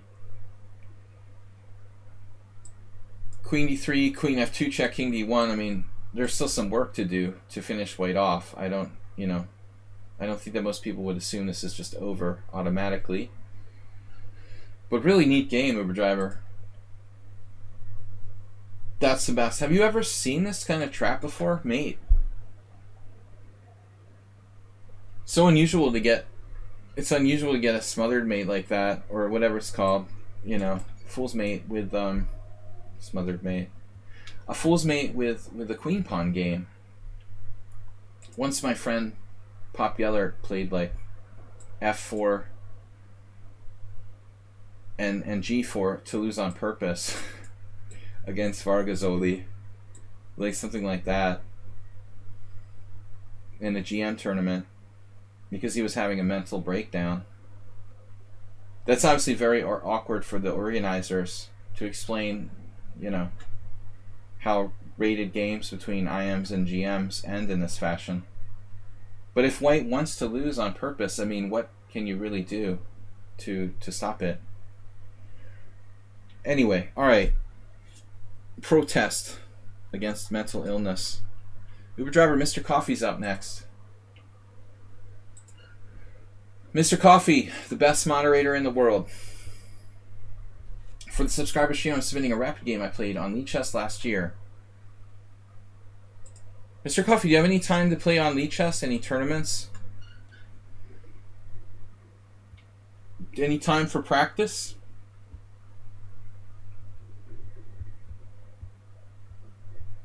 D4 knight f6 92. This is how we Uber driver learned to play the Fajarowitz. Looking at stuff like this. D4 knight f6 92. The Nanu attack. E5 takes knight g4 h3 93. That's move 11. Mr. Coffee turned into Mr. 11. Oh. What am I saying? My bad. What am I doing? Really? Thanks for letting me know. Alright, I don't know what's wrong with me. They both start with M. I'm a little drunk on this one beer. You were next door. Alright, Mr. Coffee's subscriber stream game September 16th. That's pretty specific. Guys, welcome to my stream. International Master William Pascal in-depth analysis. For those of us with herd mentality. Alright. Thanks for showing the game. This is not Japanese beer, though. This is Czech. Pretty strong. What do we got? Czech Krusovice. Only 4.2% alcohol by volume. Very standard. Japanese beer was smooth. Alright, so Mr. Coffee's playing the French. He wasn't warmed up. D4. It's a rapid? No. Classical. Why did you say rapid? I thought it said rapid. I guess I was reading move 11 again. So knight c3, knight f6, e5, knight fd7, f4, c5, knight f3, a6. The modern classical French. Bishop e3, knight c6. Now b5. So Mr. Coffee played queen c7. This is new to me. The coffee variation. Not a completely, useless move. Puts pressure on e5. You got the c file. All I know is that b5 is the move that they all play. Those grandmasters. Those pesky grandmasters. Of course, in the old days, everybody played other lines. You can also play b5 here. You can play not a6. This is like the most classical. Or there's the ultra boring like take on d4, which is really insipid. You know, like just a little advantage for white. You try to trade a lot of pieces and stuff. So Mr. Coffee is playing an aggressive line, a6, knight c6, and b5, but not b5, queen c7. So that's, you're getting out of book now with queen c7. But it seems interesting. White has to make a decision. Castle's queenside, d takes c, h4, g3, knight e2 is played in the game. You know, I mean, the build-up on the queenside is enough to scare a lot of players out of playing sharply with Castle's queenside. You see, there's only one guy who did that. David Spence, whoever that is. It's almost like black's setup is geared to get white not to castle queenside because it looks like there's so much pent-up pressure ready to attack down the c-file. There was some line where Will played to a draw and involved a threefold repetition after queen a5 with knight a4. Me? What are you talking about? Never. So knight e2. That's an interesting variation. I think actually here. I used to play this in a handful of games. Alternative, Move 11 knows about this too. You know David Spence. He's from New York. The name's vaguely familiar to me. Did you play against him? I'm not familiar. I think he's after my time, but I'm not sure. This is an alternative, the immediate knight e2. Anyways, okay, so we're here, he played knight e2, and now Mr. Coffee like plays CD.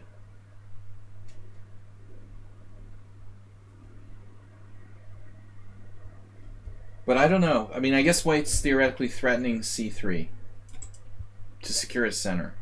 That's the plan. So one guy played b5. It makes sense that if you play c3, I can break you with b4. And that's how that game went. So b5 makes sense. Obviously c takes d is a reasonable move. But I have a kind of feeling about this type of position, Mr. Coffee, that I don't know, his knight is badly placed on e2. It feels like if we take on d4, we're kind of helping his knight go where it wants to go. At the same time, though, you are getting knight c5, knight e4, you're probably okay. I just would think about alternatives here. I would very seriously think about ways to try to keep the tension. As Uber Driver says, I mean, f6 at some point, it can be dangerous, you know, sometimes f5. f6 is always tricky in the French. The engine is actually recommending it here. I have very little ability. To judge these French positions about when it's okay to play f6 and when not. I'm just not really a French player. So, regardless of what Uber Driver thinks.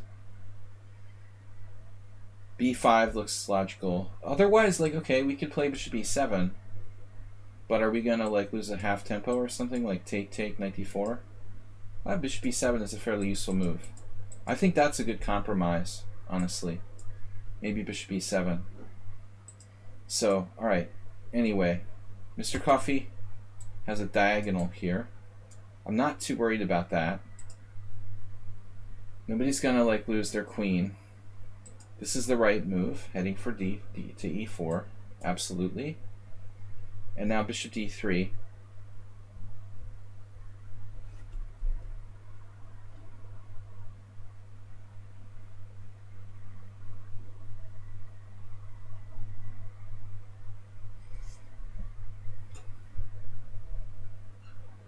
I know white, we share names, and I worked with his mom. DK guy, what are you talking about? Really? You're talking about this guy? Like, you know who this is? Oh, white in that other guy. You worked with his name. And you share... Never mind. Alright, Bob's not here. We're not going to start that. After one beer, I get all kinds of stupid. Anyways, knight c5. So that guy who was mentioned in that other game, it must be a Danish. Battle of the Danes. White in this game. Heledi. Doesn't sound Danish. Alright, knight e2, cd, knight d4, knight c5, bishop d3. Okay, now here we are. I like the way that white played this. Oh, you mean you have bishop e4 in that position? That's important. Now, gotta take with the queen. Mr. Coffee's gonna annotate this for chess base. I'm just not used to the blue arrows. But better not to use red arrows this time of year. Blue or green, Mr. Coffee, is probably fine. I'm obviously with the green party. No red arrows. Red arrows are for herd mentality only. So bishop d7, c3, bishop e7, castles. And white's a little better. You know, you don't have a lot of space here. It's a pretty unpleasant position, honestly. Can we pull off f6, though? Obviously, we don't want to get crushed by f5. That's the main problem. We do have enough pressure on it at the moment. So I guess you can castle here. I know that it looks scary, but maybe we can castle and play f6 next move. Something like that. Like, let's say castles rook ae1, f6. Can this work? One of the things we've got is bishop b5. That's going to be a problem for white. That threat on b5. So like take.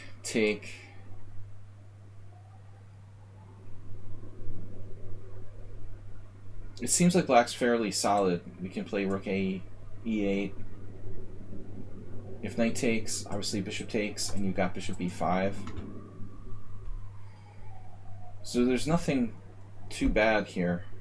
I guess knight d4, for example, bishop d4, queen d4.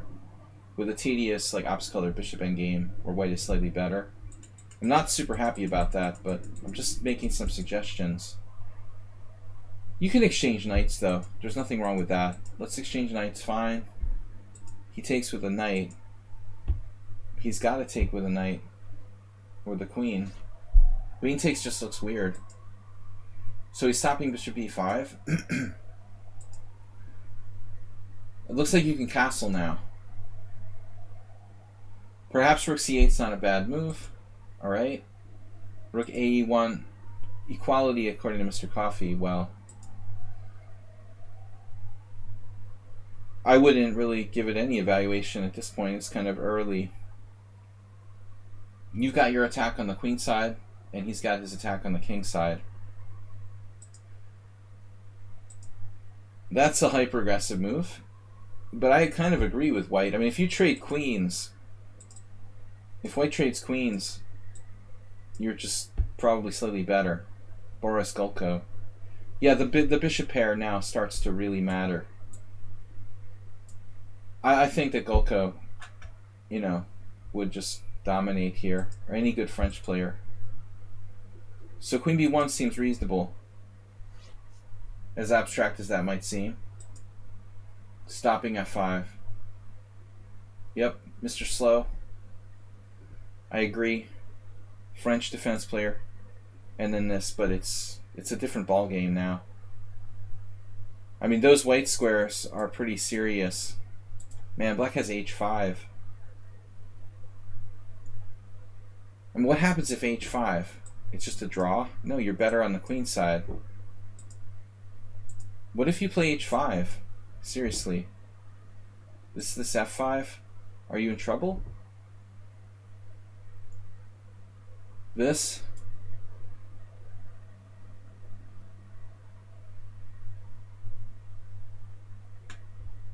What do you guys think? Take? Take? But g6 is caving in. Mr. Coffee could go down in flames because his king is in the center of the board. You're going to wish you hadn't castled queenside. Wish you had castled queenside pretty soon. I was thinking you have this.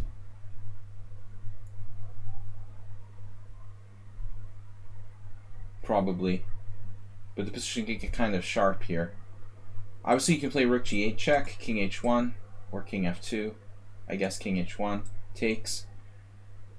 Knight takes f5. You know, I mean, in the worst case scenario, you have this type of thing where you're okay. It looks like everything's okay. Kind of messy. Ops colored bishop thing. Like take, take, take. Check is impossible. You know, white could lose now on the white squares. Real easy. Yeah, I thought about rook takes f5, move 11. It's a good suggestion. But my gut instinct is that g4 was just too much for white. It's a speculative exchange. I mean, this is speculative sacrifice. I'm sure that black is okay.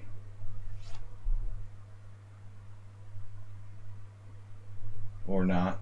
I mean, you can probably play rook e6. c6. Unless my queen is trapped. Rook c6, rook f1, rook f8. I just want to give the exchange back, you know, one way or another. But it still could be dangerous. This kind of position proves move 11's point. It's possible that that's not a good move, though. Kind of dropping a piece there. But it's still very, very dicey for white. You know, g4 is just, I'm not sure it's a move you want to make when you have traded off your white squared bishop. Thanks for the correction. Alright, so queen b1 here.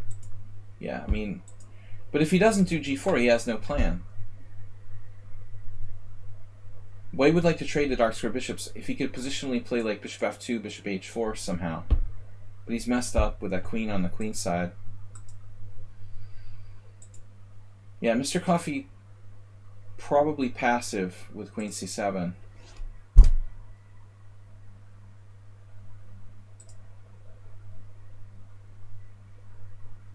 The engine suggests bishop e5, trying to get in on d3. That's a neat idea. But how about h5? For me, this is the bomb. Critical line. I was right, you know. Of course I'm right. This is the key line. Check. King h1, and it's dangerous. When the white squares start to open up, then all of a sudden white's not so happy anymore. Move 11's right. Rook takes f5 is the best move. And let's just call it unclear. I actually picked the very best variation, offering the exchange back with rook c6. And this is unclear, you know. So I think, Mr. Coffee, you're too passive. Queen c7. Gotta look for active defense. This is still risky for white, obviously. No, yeah. Worst version of what happened in the game. Because I'm scared we're going to drop h7. You still should probably open it up and take. Take, take, take, take. Maybe he still does a rook exchange sack. But this queen c7 really isn't helping here. You're not really going to threaten to take that. Too dangerous. Black has to scramble. Check, king h1. Scramble like the new New England Patriots quarterback Cam Newton. Scramble like Tom Brady. No. Goodbye, Tom. Good luck selling your coronavirus pills. Good riddance. But rook g8, king h1, e takes f5. Just had to get that out of the system. Alright. Anyway, it's unclear. f5, bishop h4. Yeah, well, Uber Driver, I agree with you. I think Mr. Coffee's king should be on like b8. And he'd be really sitting pretty here with his king on b8.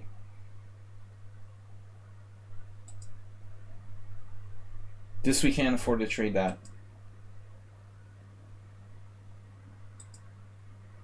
This was a nice move by white, preventing bishop f4.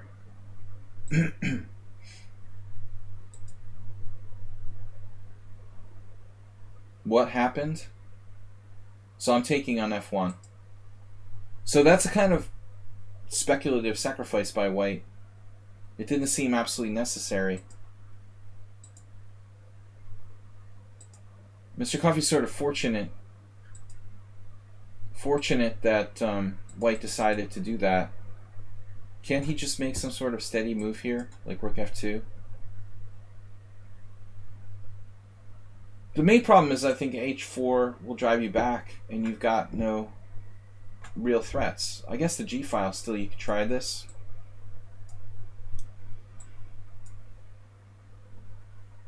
But it looks like you're caving in on e6. So Coffee's very fortunate white kind of panicked here and allowed him to grab this exchange.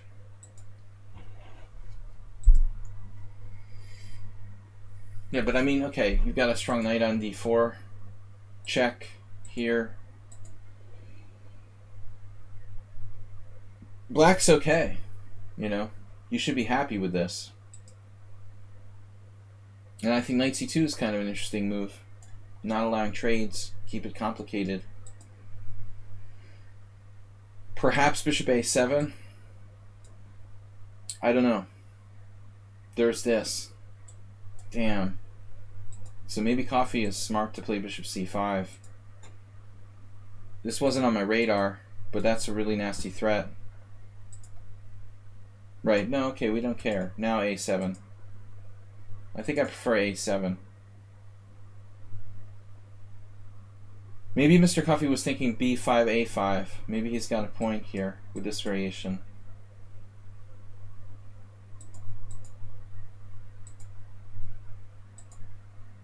Trading pieces, but I mean, this is a central pawn.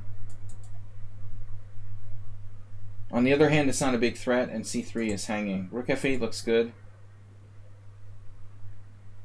Check. Uh-oh. Rook c6, only move. And then b5. Why not take on b5? You got queen a8 problem? Can you take on b5?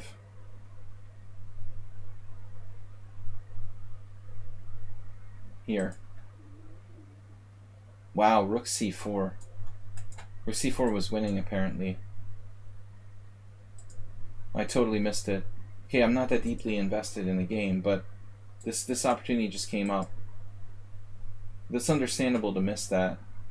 But I'm wondering if this is a mistake. Because he has takes on c6. Doesn't he have takes on c6?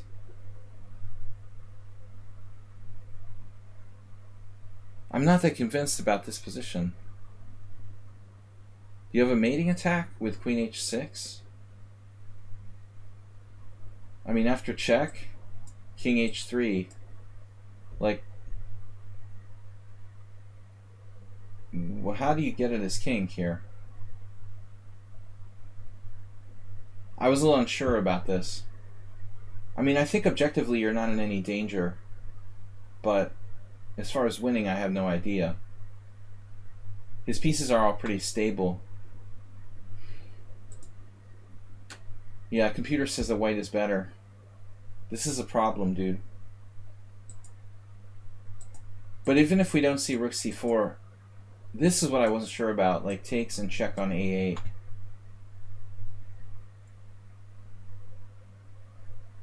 But it looks like you could just simply play bishop d8. Worst case scenario. Keep b7 protected. But it's still very complicated in my opinion. He can move his rook or something, and then what? I guess you're killing him with rook takes c3. You're actually winning here.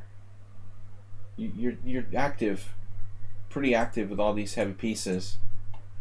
Mr. Slowhand, thank you. See you on Sunday. So I think this was a pivotal moment. You know, this wasn't enough, and he misses b takes c. Is there another move besides rook g1 check? No, you got to play rook g1 check. But that was so key. How could he miss that? So this is a huge blunder by white to play b5, rook takes f1, king takes f1.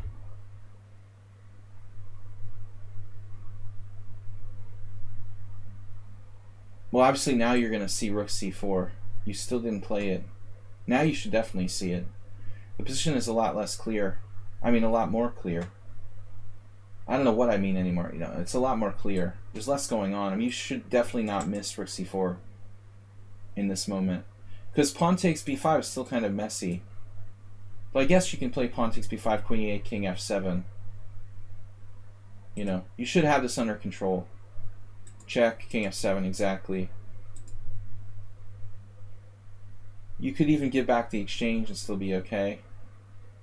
But he has no immediate threat other than d5. Check.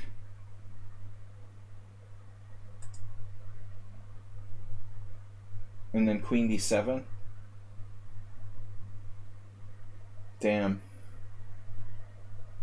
His king again is hiding on h3. How do we get him on h3? We got to check on a white square, like e2. Even that's not going to work. This is messed up. I mean, it looks like you're almost in trouble.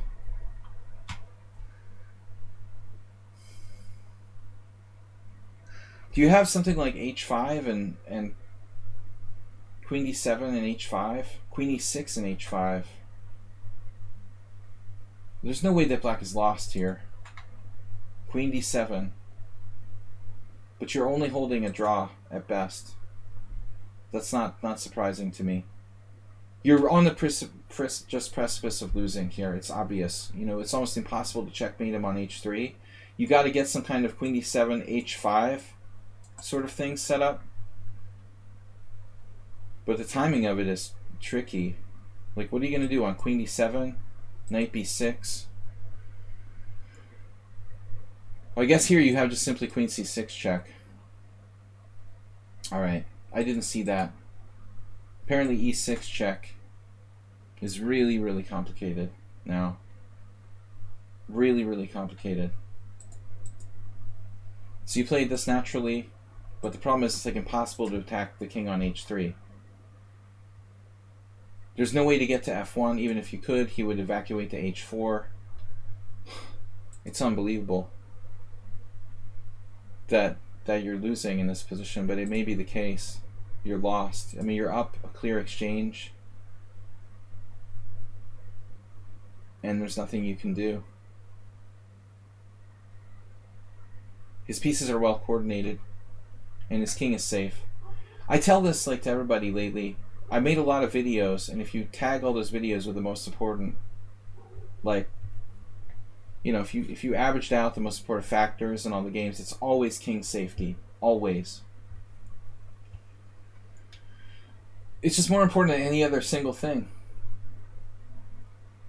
Yeah, you got 6 minutes left, but there's no way to get him. Yeah, he's winning here. Even if you play queen h6, he has time for bishop h4.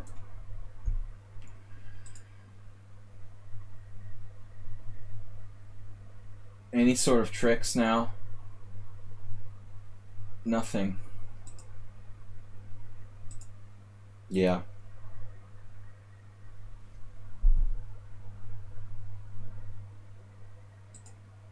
So he could have taken with the king. Wait a minute, you actually have this? Queen h6, queen e2, grab his knight? Oh, it's a check on f2. Yeah. Alright, man. Good try, Mr. Coffee. Exciting game. Thanks for sharing. Guys, we got a few games left. Move 11, and Tony, and WJ. WJ is last today.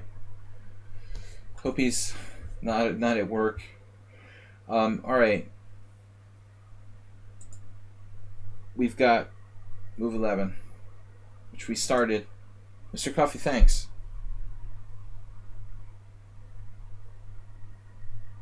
The house is infested with hornets and understate quarantine. You're understate quarantine for hornets or pandemic?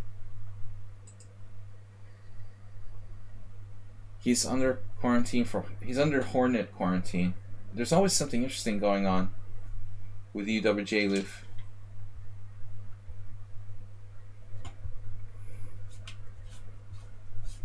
So what do you have to do? Quarantine for 2 weeks? Or are the hornets quarantined with you? Does sound like a good time. It's always something interesting at WJ Loof's house. Alright, so this subscriber stream, I'm submitting a rapid game I played on lichess last year. Guys, thanks for sharing all your games with me. I hope that we can get something out of it.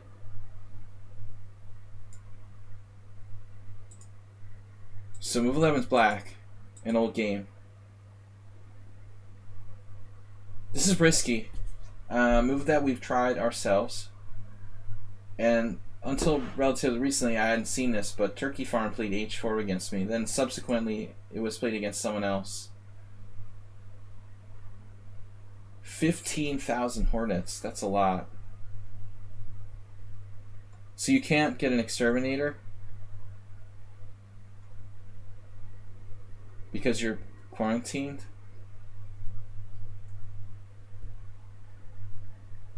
h4 is a tough move to deal with. So I think we should just stick with knight c6. The other problem is d4. This is also tricky. Oh, you actually are going to get the exterminator out finally. That's crazy. Alright, well anyway, it's just transposing to a normal Grand Prix attack with bishop e5. So, ironically, 2 weeks ago I had this game, Move 11, after playing like 100,000 games with knight d4. With tough time, really, for black. I experimented for some reason with e6, but it's supposed to be a bad move. I mean, I knew this was a bad move 25 years ago, when Roman Gingiash really started promoting this variation for white. I mean, I'm actually interested in e5. I would think that would be a reasonable move for white.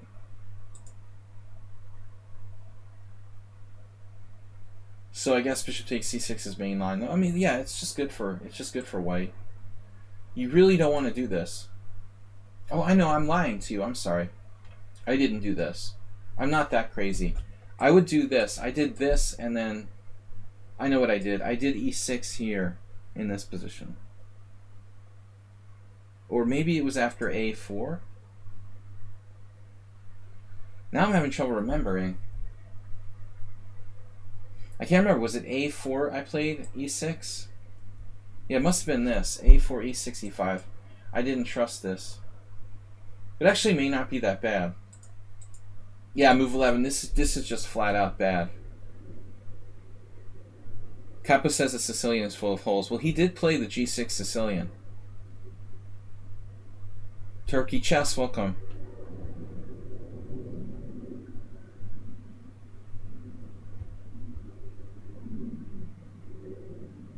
It's all how you look at things, Ludlud. If you're drinking beer or coffee. Yeah, Move 11 should know better than this, though. It is a game from a year ago, but he should have known better even then. You just don't do this. Now you've got a bad structure. This is classic. Kill the piece variation. Nimzovich. The bad bishop. It will never breathe. for the rest of your life after this. So your options are pretty limited. d6 isn't great, but it's better than e6. The move is knight d4.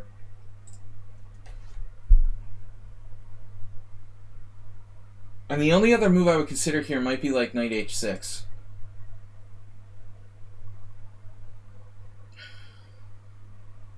Yeah, but still, like, this is probably a good move for white in any case. It's basically the same thing. This is a reverse, like Rossalimo, where white magically jumped the f-pawn over his knight.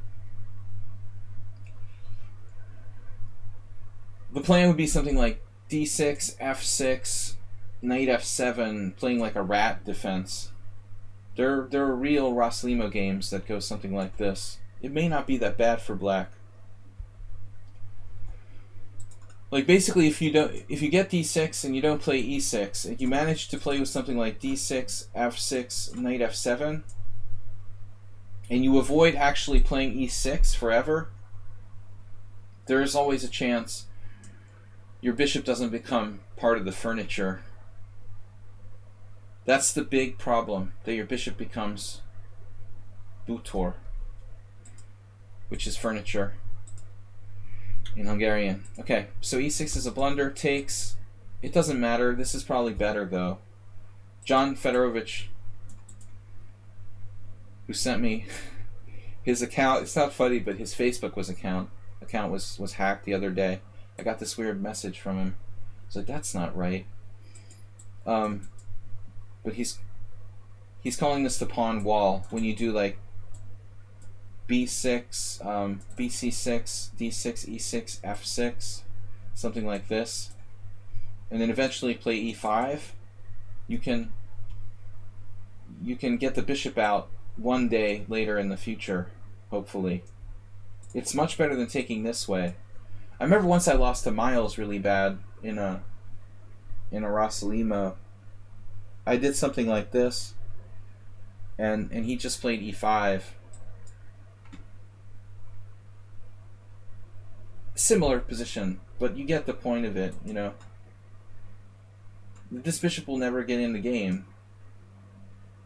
It's just over for black strategically. White doesn't have to play e5 right away. Black isn't threatening to play e5, so he can prepare it. Like, you see d3 is the #1 move. Yeah, against Miles, it was an exhibition game online. We played like 5 or 6 times. I only beat him once. There was a couple draws, but I lost 3 or 4. I probably played him like 7 times. We had like 2 draws and a win for me, and maybe like 3 or 4 losses. But one of the games I lost really bad, where I allowed something like this in a normal Rossalimo, but it's terrible for black. You can't do this. So this is slightly better. White should try e5, but d3, now knight e7. I mean, my main idea here would be, you know, still to try to do like d6, maybe d6, f6, e5 if I could get it. White will just play e5 though. It's bad, man. This is bad for black. You've seen games with bishop a6, c4, c5, f5. Yeah, I mean, you can desperately try to do this, but it's horrible. Like, white can do knight a4 and c4, and you just... This particular version doesn't work because of queen a5 check, but alright, we have to prepare it by like castling first or whatever. But yeah, usually this isn't going to solve the problem. There are some cases where you can get in c4, but in most cases you can't get yourself out once you get into this type of situation. Knight e7, castles, queen e1. See, like, I think here white, I don't know, you know, he's playing a little bit... Well, I guess queen e1 is still reasonable. But I think the main thing shouldn't be a kingside attack. The main thing should be playing against this bad piece here. Queen e1. So, like Poganina here, this is an old game. She wasn't that good back then. One should know not to get into this kind of position when you're 2382. You should know better than this. But at least she tried to play d6. It's probably hopeless, though.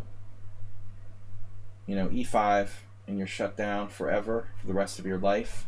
Like if you want to beat a computer, this is how Christopher Lutz beat like Fritz. I remember in one of those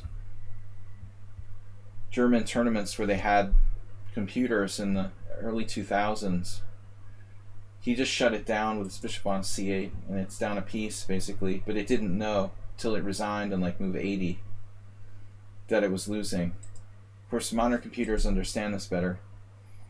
So move 11 did what? d5, and white, you know, white's not playing this right. This is not a position to play for mate for white. You just want to kill the bishop on c8. So Sejl Lajos here. These guys, older Hungarian masters. e5. See how black tries to break out with bishop a6, but I think that can be shut down.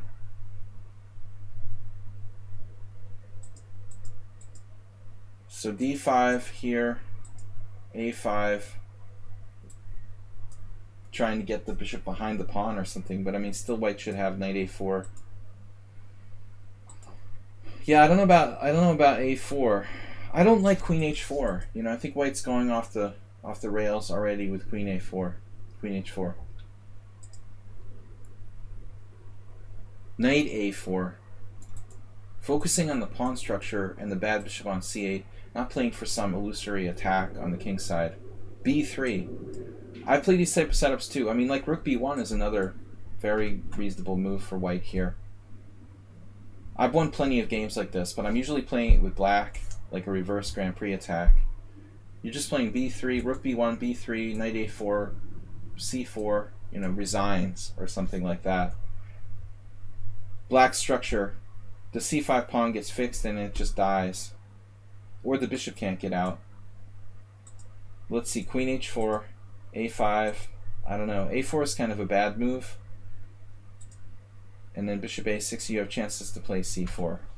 So white gave you some counter chances here. And then f5. Yeah, like white's problem is that he thinks he's playing the bishop c4 Grand Prix attack, apparently. You know, move 11. That's his misconception. That he played bishop c4, not bishop b5. White is playing as if there's like this ghost bishop on the a2 g8 diagonal. He thinks he's playing that variation. But this isn't as nearly as dangerous here. There's no bishop on that diagonal. So this whole stuff doesn't really cut it. He doesn't have that strong of an attack. If bishop h6, you know, f6 looks fine for black. Yeah. He doesn't have anything now. He just misplayed the whole position. I guess this is a good try for white now to at least go for the dark squares. Did you have a better move than f6? Surprisingly, you have like take here. And this is 96. So it's scary to allow knight g5. But apparently you can do this. Check. This is a tough variation to see. I would think like here.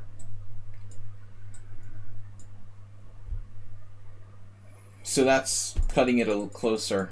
I would have probably reflexively done the same thing you did. I mean, f6 seems safe, but it looks like white has chances to survive here. And now you blundered.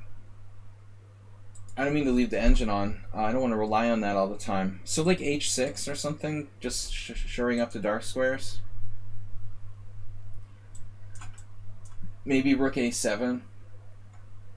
It does look a little bit ominous. Rook's coming down the e-file here, past pawn. Your bishop is kind of bad on a6. But you have chances. You have d4. At any moment you can play d4.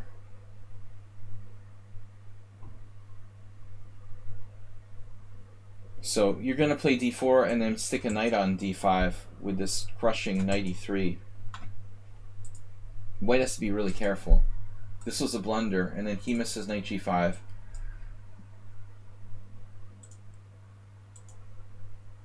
Strong double attack.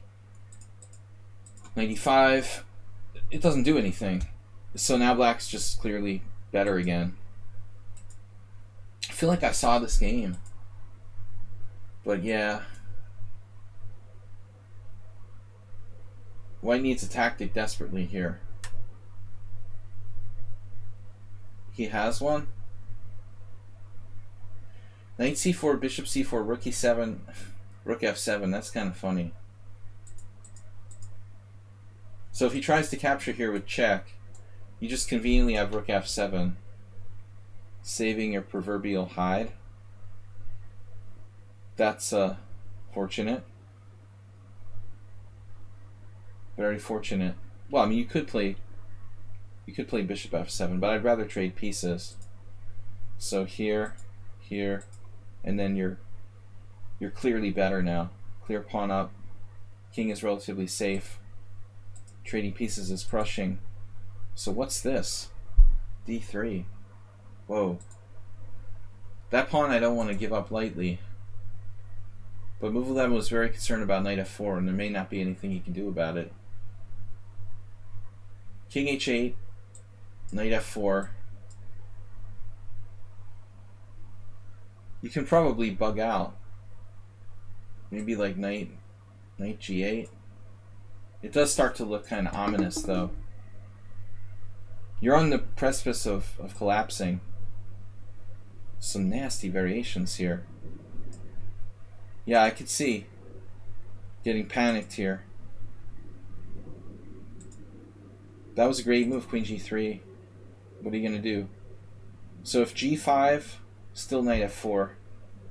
Can you do anything? g5, knight f4, knight g6. This is a queen. This is tough. This is tough. d3. What if he had played knight f4 directly? You have queen f4 check, queen d4 check. So he takes here. This is the big move, knight f4.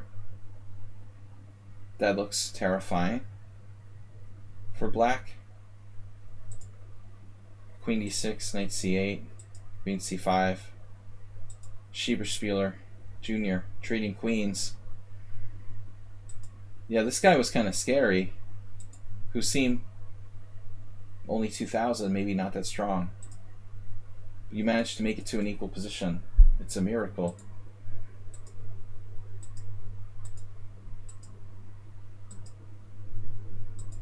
He still keeps the initiative. It's amazing. Finally, it's under control. Amazing. You're totally okay now. Threatening rook here. Or rook e7. Oh my god. You're totally okay now. Famous last words. You're totally okay now. Bob, you forgot. Bob, and I have no viewers. It's been so slow today. You know how the subscriber streams are very intimate affairs. Okay? You can't have you missing this kind of intimacy. Rook e3.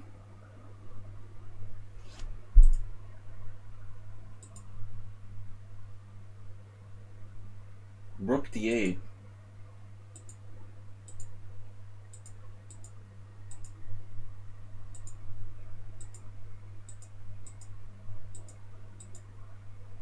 Black actually got away. I thought it was like a forced mate. I thought he was a computer for a minute. There has to be a win here. This is ridiculous. You have to be lost after rook e3. So rook e3, king h5, rook g3. Maybe rook g3 is not enough? It's unbelievable. It's not winning for white. It's not winning for white, and I can't believe it. I assume you're just getting mated here. He literally played the best move, rook d8. So he's threatening mate in 2. Well, it's not even mate in 2, because you've got f4. Rook h3, king g4, rook d4, Mate in something. He's not even threatening mate. That's insane. What a cool position. So apparently he's not threatening. You can do rook b7 here. I mean, it looks ridiculous. Like check, king g4, check, f4, and you're still alive. That's crazy, man. There's no mate. It's unbelievable. You just walk away with like king there. I thought you were toast. He plays the best move here and there's still no mate. So g5, check here. This looks like game over. King g6, rook g8, king f7, you lose a rook. Okay, so that's pretty easy to see. You lose the exchange, whatever. Check here. You're losing a7. So you play king g4 and I expect to lose, and there's no win.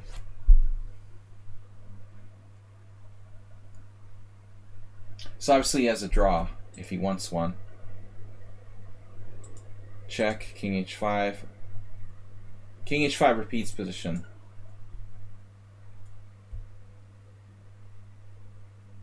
It doesn't though. Where was his rook? His rook was on e3. He's not repeating position. Check here, check here. So you didn't want to drop g5 with check, so you play king h4. Now knight takes g5, f4, knight f3 check, king h5, rook. So he misses something here. Rook g5 check. Okay, I mean, so you're just down a pawn, and your king is stuck in the corner after king h6.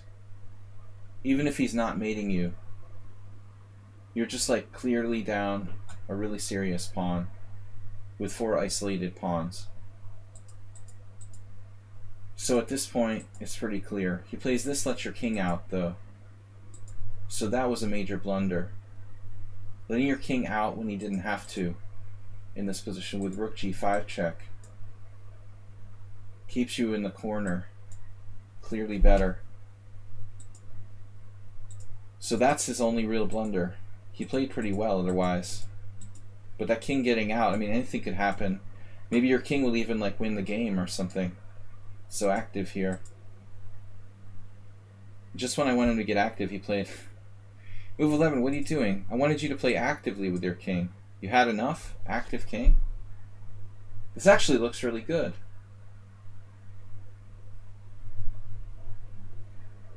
I can't believe it. I mean, you're coming out to e4.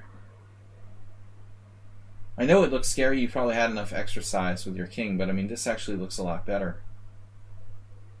You might even have chances with active king here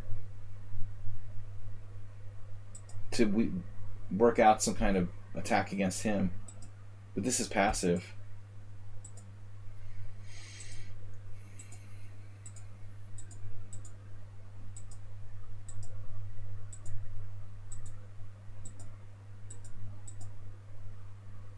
Funny move. But he's down too many pawns now. This is lost. The active king was your last chance. Let's take a look. I think after king f5 you have chances, man. Let's see. Peter doesn't agree with me. Cold-blooded silicon monster says black is lost. Rook d6.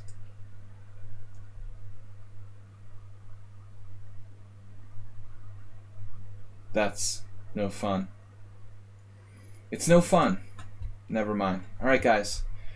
So Mr. Move 11, don't do that again. You know, don't let them play bishop takes c6 with all those holes and your bishop on c8 blocked out. You should know that. Next game, we got time. We've got like 10 minutes left. And Tony and WJ Loof will go the distance, however long it takes to go over these last 2 games for these guys. Alright. Oh no. No, no, what is this? What is that? What is that? It's a lichess. What is this? Get this out of here. And Tony, do we have a normal link for this?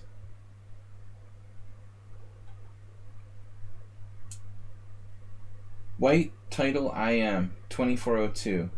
This is a game against me. I should be able to find it.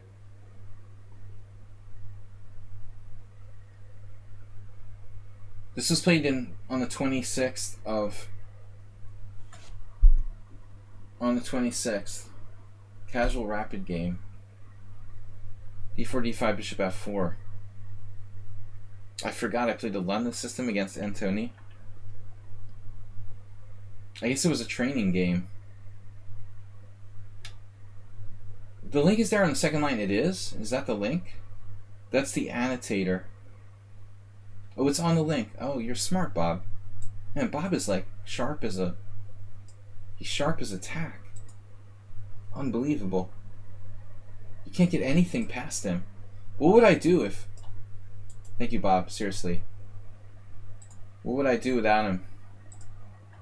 Here in our erotic, exotic analysis stream. We need Bob. What am I doing? I'm like totally spacing out. Alright, never mind. Alright, here it is. I'm playing white against Antoni. You're just doing this to embarrass me.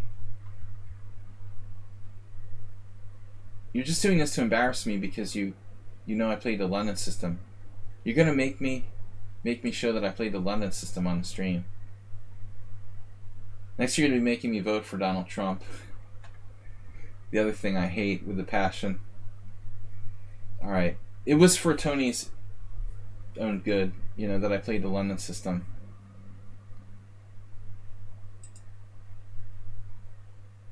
So, let's see what he's got. C5. Yeah, so I played the Yabava style, lined here with knight c3. It seems a little more fun than that insipid sort of Gadakamsky London system, you know. Sorry, Gada. Just not very interesting.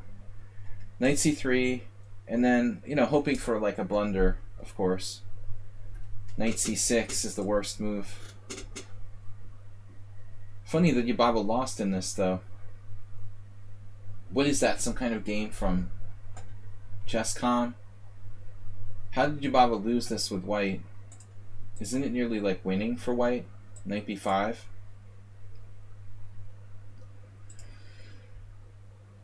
That's what you're hoping for. Someone is going to be like playing knight c6. It's funny that Predrag Nikolic played this too. What is the deal with this? Is this not so simple? I mean, that feels like a rigged game or something. Seriously, e5? This is a real thing? Maybe Nikolic just like, you know, he's old, like older than me, and he just sort of spaced or something. This is just supposed to be almost lost for white and for black. So anyway, doesn't matter. He plays cd4. This is what I've been playing with black. So Antoni followed my advice. He played cd4, cd4, a6. This is my line. And then I've had a lot of games with black against knight f3, bishop g4. This is what I get most of the time. But I decided to try move bishop d3 here, because I don't really play this with white, you know, so I'm just making this up. Enjoy the rest of the stream. You have to leave now. Alright, catch it later. So knight c6, correct. Knight e2. I didn't know that this is a move. Played by Magnus himself, lover of the London system. Correcting that bad knight on c3, so that's entirely possible. Knight e2. And then g6. So it looks like bishop g4 is considered critical by the theory. Played by Grishuk, Pomniachi, Nispianu. Pretty good company. Now we have to play f3 and then bishop h5. It's like a Caro-Kann sort of structure DK guy. Yeah, Yababa loses a lot of games. You see a couple there. He's got a half point out of 4 in this position. Nice. No, I don't think this Verisov London is great, honestly. But I was just playing to see how Antoni would handle it. So it looks like g6 is slightly less common, but reasonable. Queen d2, bishop g7. And so there's only one game from this actual position. I was a little bit concerned about my d4 pawn, that stays protected. So f3 was played in a game, but I don't get it. You know, what's f3 about? Not sure I quite understand f3. Is this going to be played? So I wouldn't play f3 here. I mean, probably like castles is the best move. Objectively, one should castle on the king side, or even castle on the queen side. But I'm skeptical of f3 really being necessary, you know, for white. That guy played. I tried bishop h6. Castles. Yeah, it's an interesting question. Do you have anything better here? Not really. So he castles, bishop takes h6. I played this first. Okay. I remember the game now. It was several weeks ago. I'm trying to play like h5. Immediately threatening h5. And it feels like black should counter somehow in the center. The best way to meet a flank attack is with a strike in the center. Don't ever get to see me playing the London system. It's not really a proper London though. So he tries. Bang. e5. Good try. Bishop g7. King g7. And I really wasn't sure what was going on here. But I didn't think I can ignore this. Because e4. I mean, even just both moves. This is very disruptive. Both capture and push are too disruptive. I have to take. And so he takes back. And I guess I was thinking a lot about h5.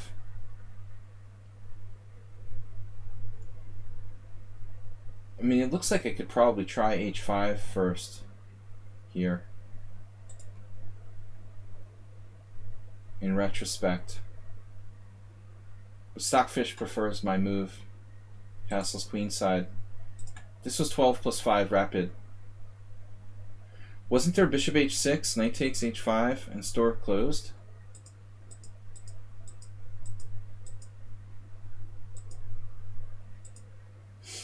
Sorry?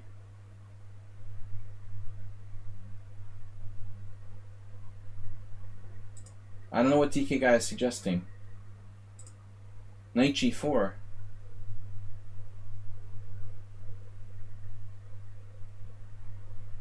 You want him to take on h6? And play knight g4? Like that?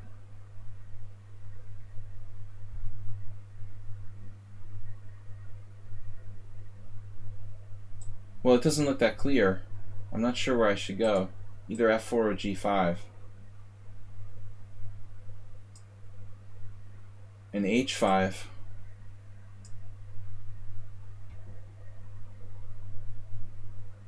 I mean, his kingside looks a little creepy.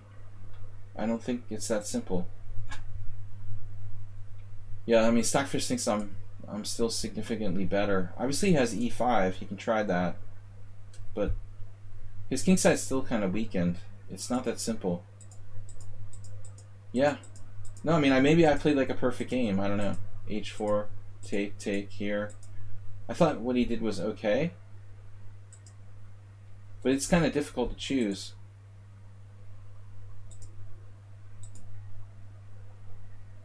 And now he plays bishop e6, which is the #1 move of the engine. And I just played h5 like intuitively. I couldn't really calculate if this is good enough or not. But this is the first time I've looked at this. I don't think we went over it with him, and I didn't go over it with the engine. Yeah, that's the best try, DK guy, but it looks like white is still better. So I guess here he has to try knight takes h5. I wasn't really sure if I have enough compensation or not, but it's better than Astorbate's knight h5 in the check Benoni. Probably necessary to take on h5. I was a little concerned that I didn't have enough compensation. But in a rapid game, I mean, the practical chances are good enough. If I can play like f3 and g4, black's probably lost. Very easy for black to lose this. So he played this. Now I played h5. He should take it, but he played rook c8. I guess now my attack's pretty strong.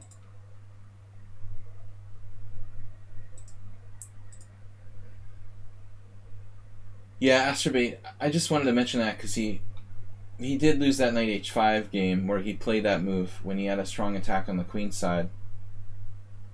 I'm not trying to punish him. I'm trying to make him tougher.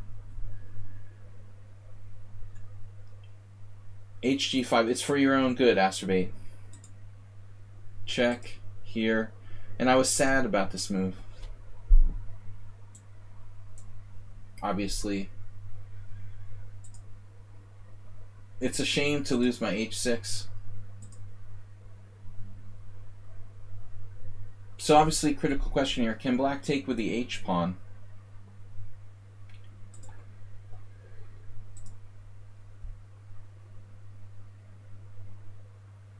It's a tough call. I guess black's in trouble in both. It's like a perfect game by me or something.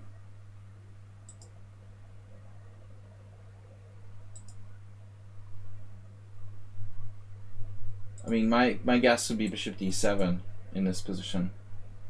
Keeping control of both sides of the board. If you have to move the bishop, I would put it on d7. So bishop g8 seemed a little weird. He was like trying to protect h7, but the bishop is really ineffectual now on g8. Exactly, DKI. Well, beating isn't the right word. It's all on how you...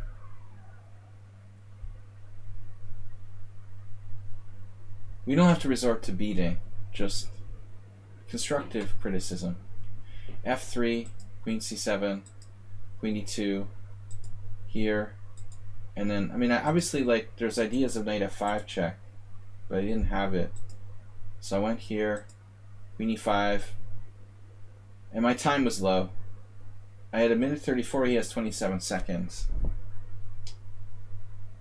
So there was no combinations. Actually, in retrospect, I think I should have played queen h6 check. But I wasn't sure. Because here, if king here, I mean, don't I have like queen g6? It looks pretty good. If king f7, he's in a happy situation with his bishop on g8, obviously. But it's still hard to break through. It's not obvious how I break through here.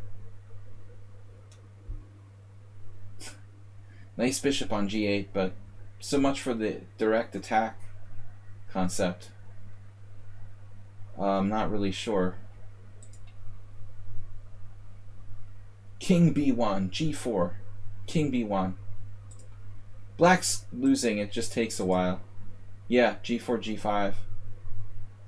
So here, and I traded in this ending, which was kind of lame. This has got to be a mistake, but I was getting low on time. I shouldn't trade queens. Now he has a chance to survive. This was a big mistake. But it's a good exercise for the child.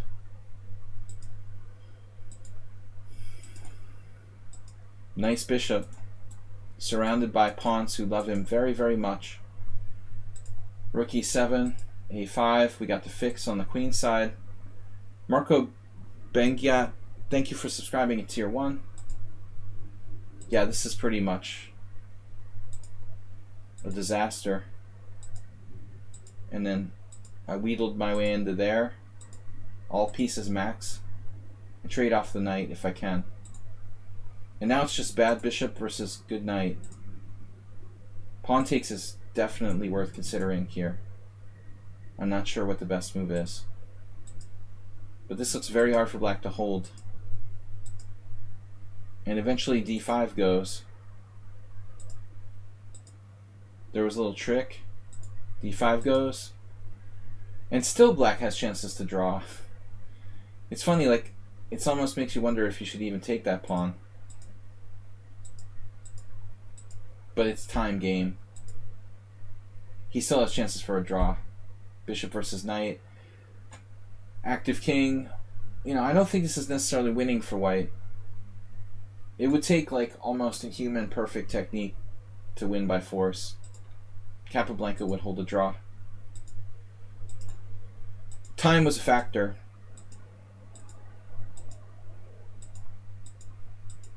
And then the rook inning is probably losing now. Too many weaknesses. This. He can't afford to let me trade into this. The bishop versus knight was holdable, but now he's lost. And it's ugly after that. Game over. So I'm curious. I don't know about my center pawn loss there. It was pretty much over. Probably it was a decent game by me, but exchanging queens was a bad move. The one thing I really botched there was trading queens, but I knew that I have better endgame technique than Antoni.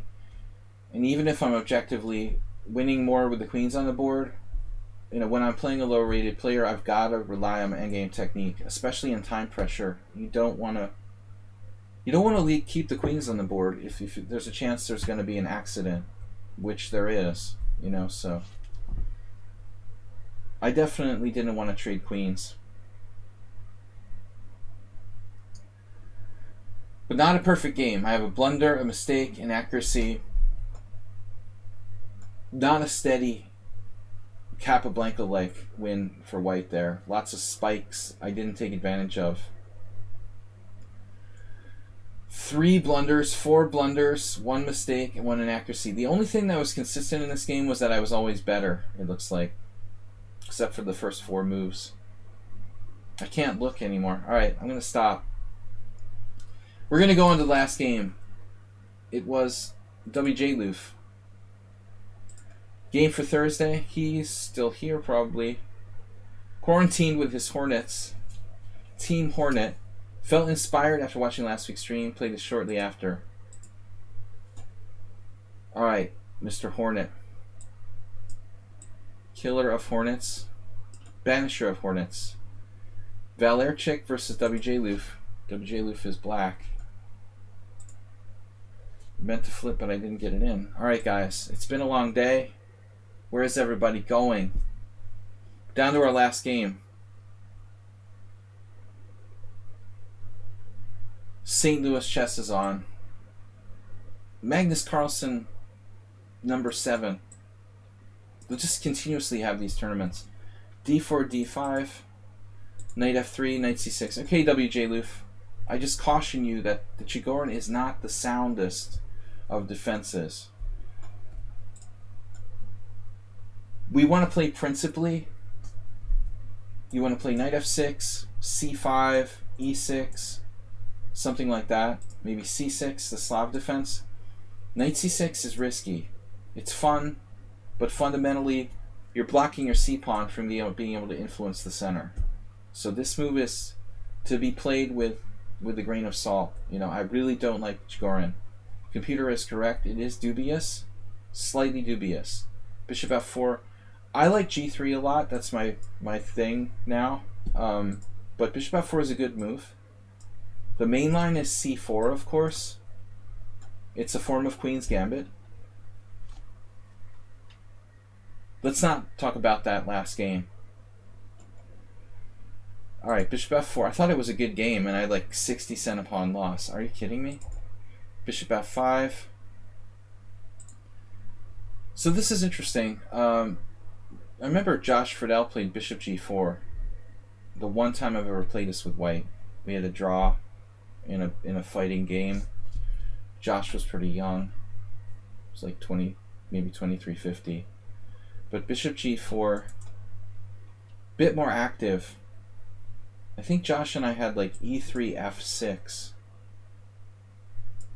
He tried to play really aggressively with some early G5, and it was a sharp position. So that's another option. Bishop F5 is playable. It makes sense. You know, you're getting out there, pressuring C2, hoping to play like Knight B4 in some position. Maybe if you're lucky. It shouldn't happen. And now Knight C3, which is a really weird move. Symmetrical Chigorin. But this is probably not a big deal, you know. Like white can play Rook C1. C'est la vie. You know, this is not a problem. However, white now suffers from the same fate as black. He can't influence the center with a C-pawn. So that's a serious mistake. E3 planning C4. Or C3 stopping Knight B4. But I mean, C3 is very passive. White needs to play either C4. Kishpal, here's the game. The good I am.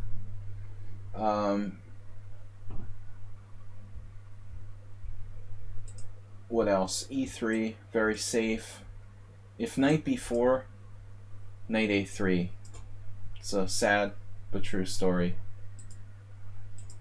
Alright. So maybe like c4. If knight b4, queen a4 check. Important. Thing to point out. Black has to play e6. And now what? Knight c3. And obviously if knight b4, you can meet it with rook c1. No problem. Problem solved. Alright. Guys, we're going to end the stream here shortly. Knight c3, knight b4 is just analysis. We have instead knight c3, knight f6, a3. Obviously same thing. If knight b5, you have rook c8 with no problem. a3, stopping knight b4, waste of time. It's a waste of time, I think. h6, on the other hand, also slightly waste of time, but more constructive waste of time. I mean, you're giving yourself a good retreat diagonal, whereas a3 doesn't do anything. You know, it just stops a move by the opponent. It does nothing for white, whereas your move does something constructive for black. e3, and then a6. So, again, not constructive, but you are stopping something concrete. You're stopping bishop e5. All right, here, and then bishop d7, and this is incorrect. You definitely can't play bishop d7 here. I wouldn't mind like bishop g4 so much. Probably. I honestly wouldn't mind if you played bishop b4 and like just traded it off, or bishop g4 and just traded it off, and you have a very solid game. But bishop d7 is unacceptable. His bishop is stationed in a powerful sort of position now, impregnable, and your bishop goes back. You're like, I surrender. Put your bishop on a good diagonal. You can have it. You know, you can't do this. So the options are take, the normal thing to do. White can take back, possibly with the pawn or with the queen, or you can try to be more creative here and play like e6,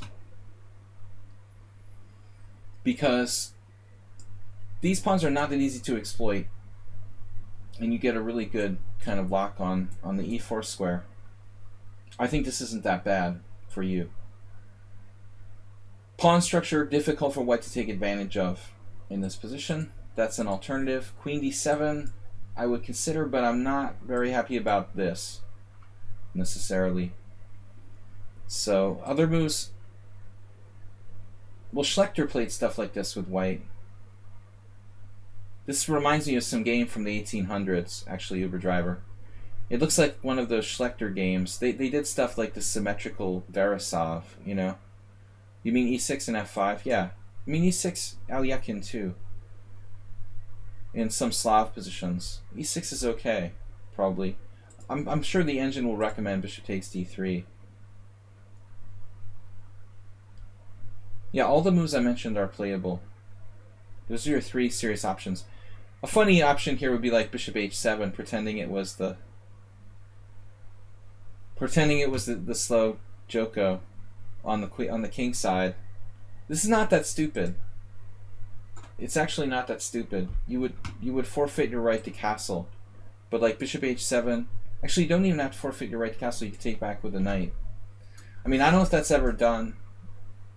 Though you lose control of the center. The other option is rook takes. It's a little bit out there, you know.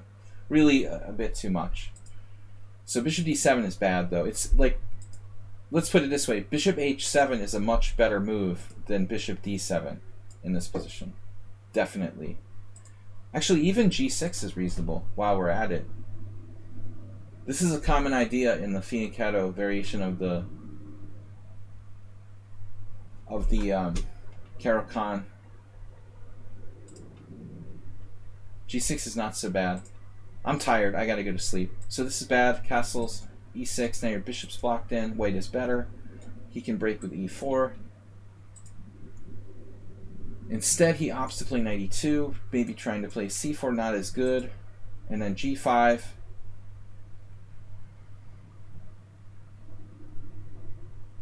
At this point, you know, I mean, g5, I'm not going to say this is such a bad move. Now his pieces are kind of conglomerating and getting each other's way. Maybe g5 is not that bad. It's a little weakening. I probably would restrain myself and play something solid like bishop d6 here if I were black. But it's not that crazy. You thought you saw Michael Rode do bishop h7, bishop g8. It happens in the Slav. Bishop e5 now. So that's a weird move. I mean, I would expect white would probably play bishop g3.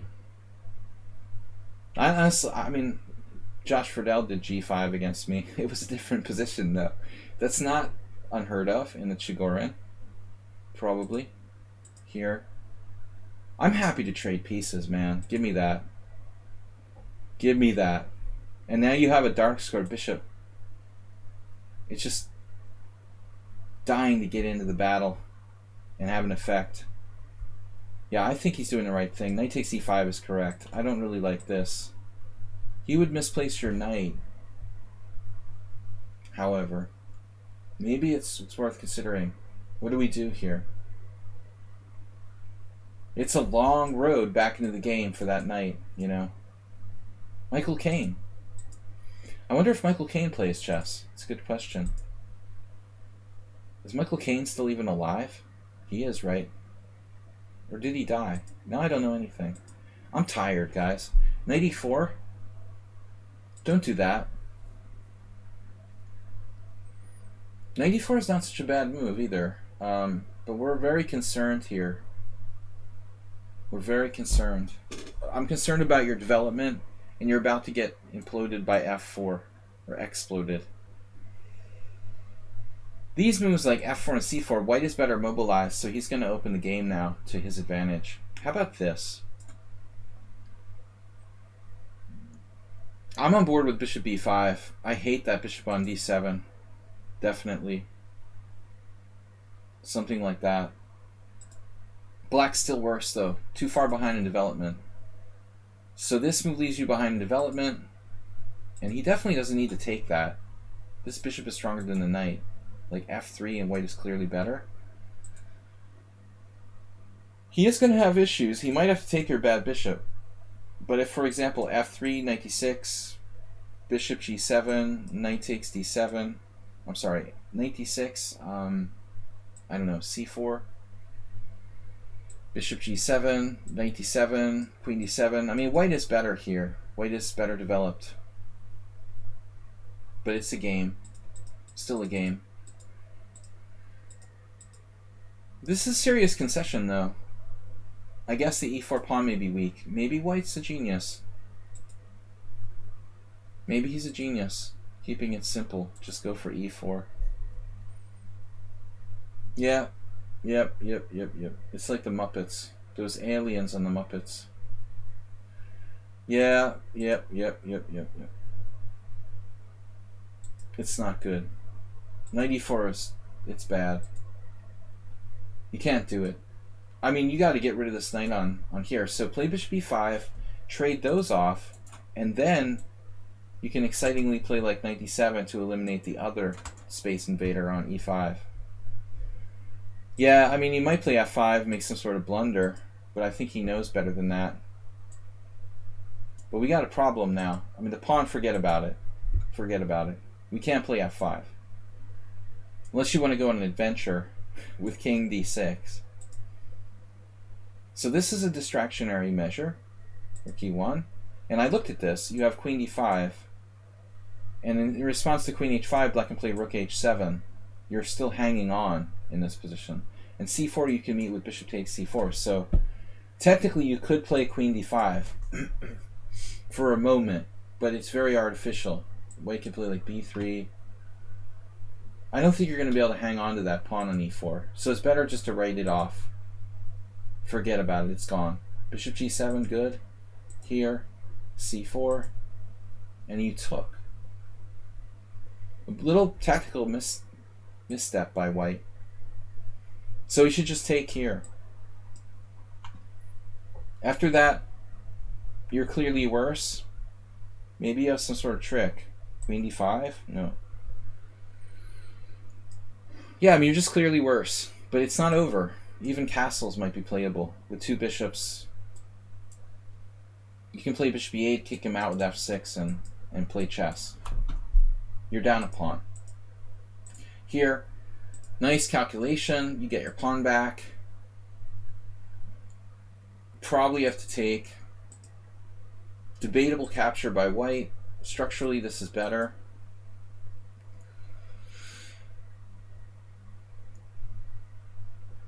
I don't know which way you should take. Both possible. Safer to take toward the center. And then you did the unthinkable. The unnameable. Bob. Yeah, I mean, you've got to take his pawn. It's just too important. After that, you're kind of okay, you know. I think that black has a lot of weaknesses, but you're still okay. You're up a pawn. You have 8 pawns, he has 7. But this is radically dangerous. You just weakened your king with queen h5 check. You didn't cash in on the extra pawn. And luckily he blundered with that and queen d5. Counter blunder. Good job with queen d5. Now black's fine again. And it's like equal, I guess. Totally equal endgame. There's some tension, like this thing here. Could be a weakness, could be a strength. Good move, king d7. Now, unfortunately, our rook is bottled up, but I don't have a better suggestion.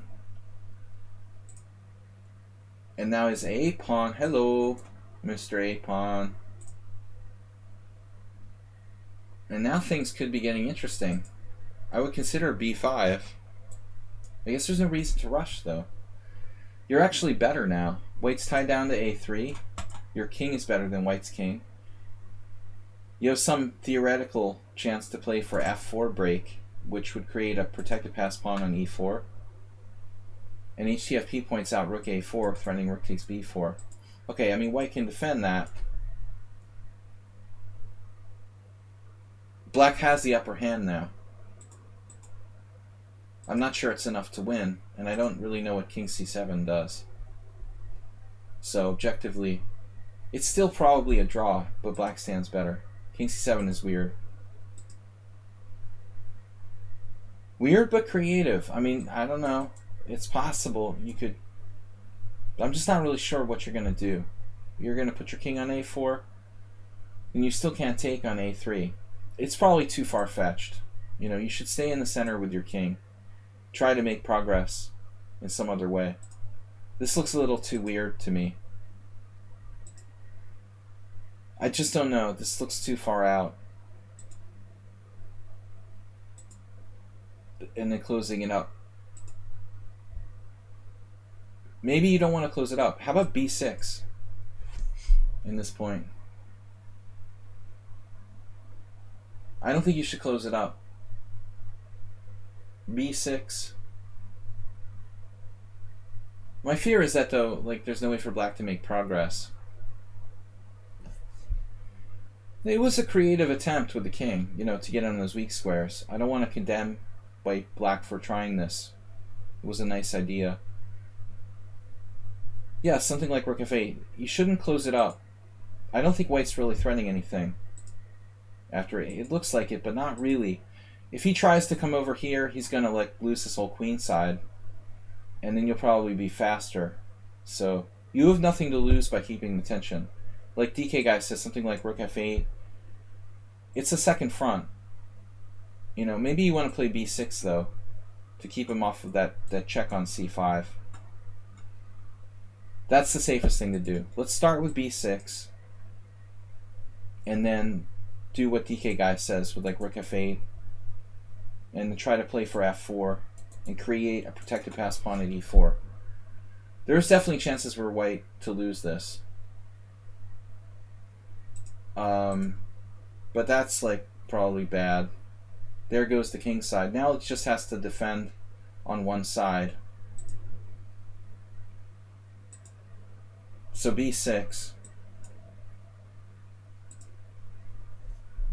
Computer doesn't like it. Computer likes your move.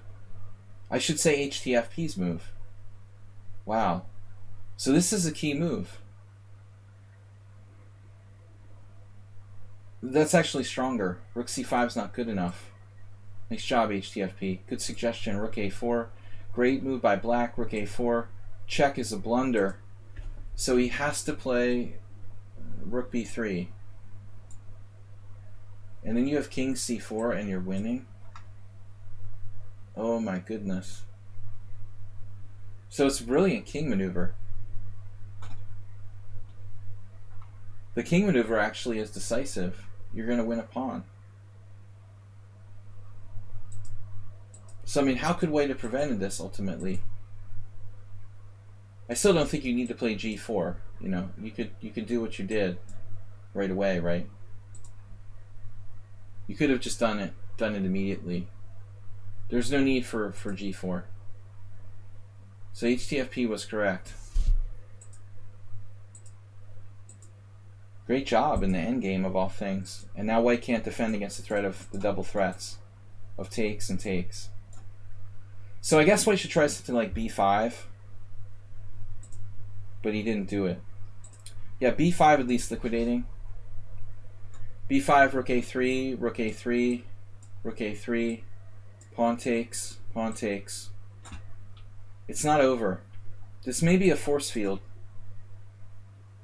And this is another reason why it was a mistake to play g4. If you can't win this position, that extra lever on the queen side, you know, the flexibility of having that tension on the queen side, the ability to play like f4 would have been a win for black probably. If you can play f4 here, temporarily sacrifice a pawn and then go like rook e3 or something, it may be the difference between. Yeah. The g4 was a serious mistake. This is probably a draw, but he missed it. His not to say it's still not possible to win there or here, but he misses this b5.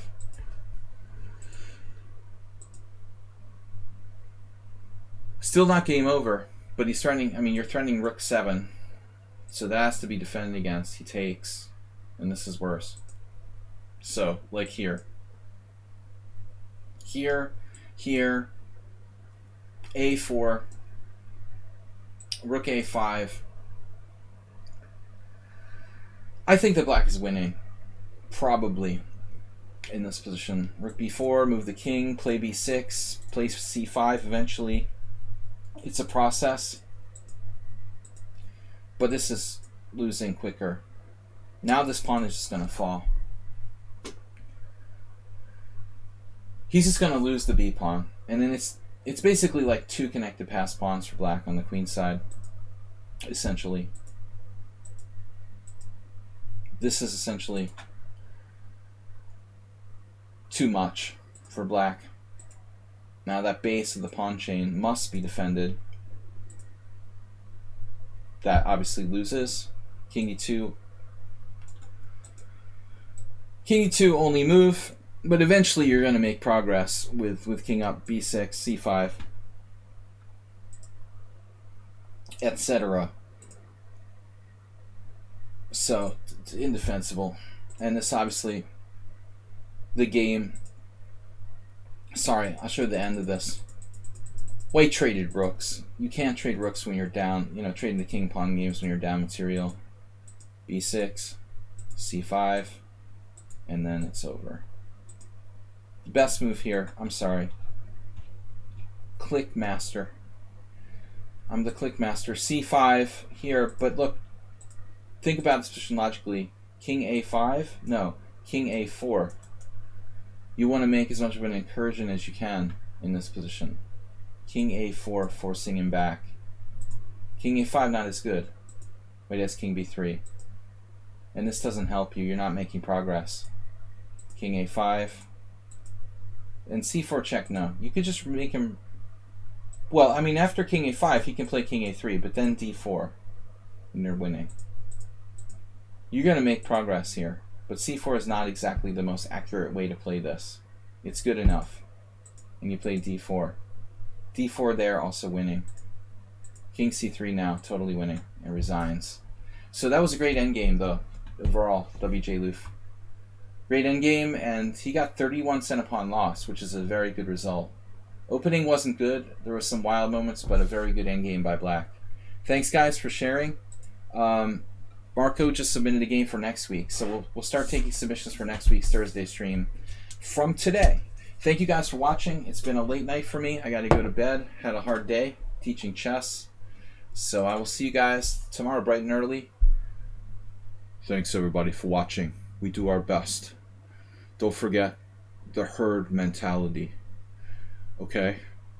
So follow the dictating leader blindly, no matter what. Have a great night, everybody. Bye-bye.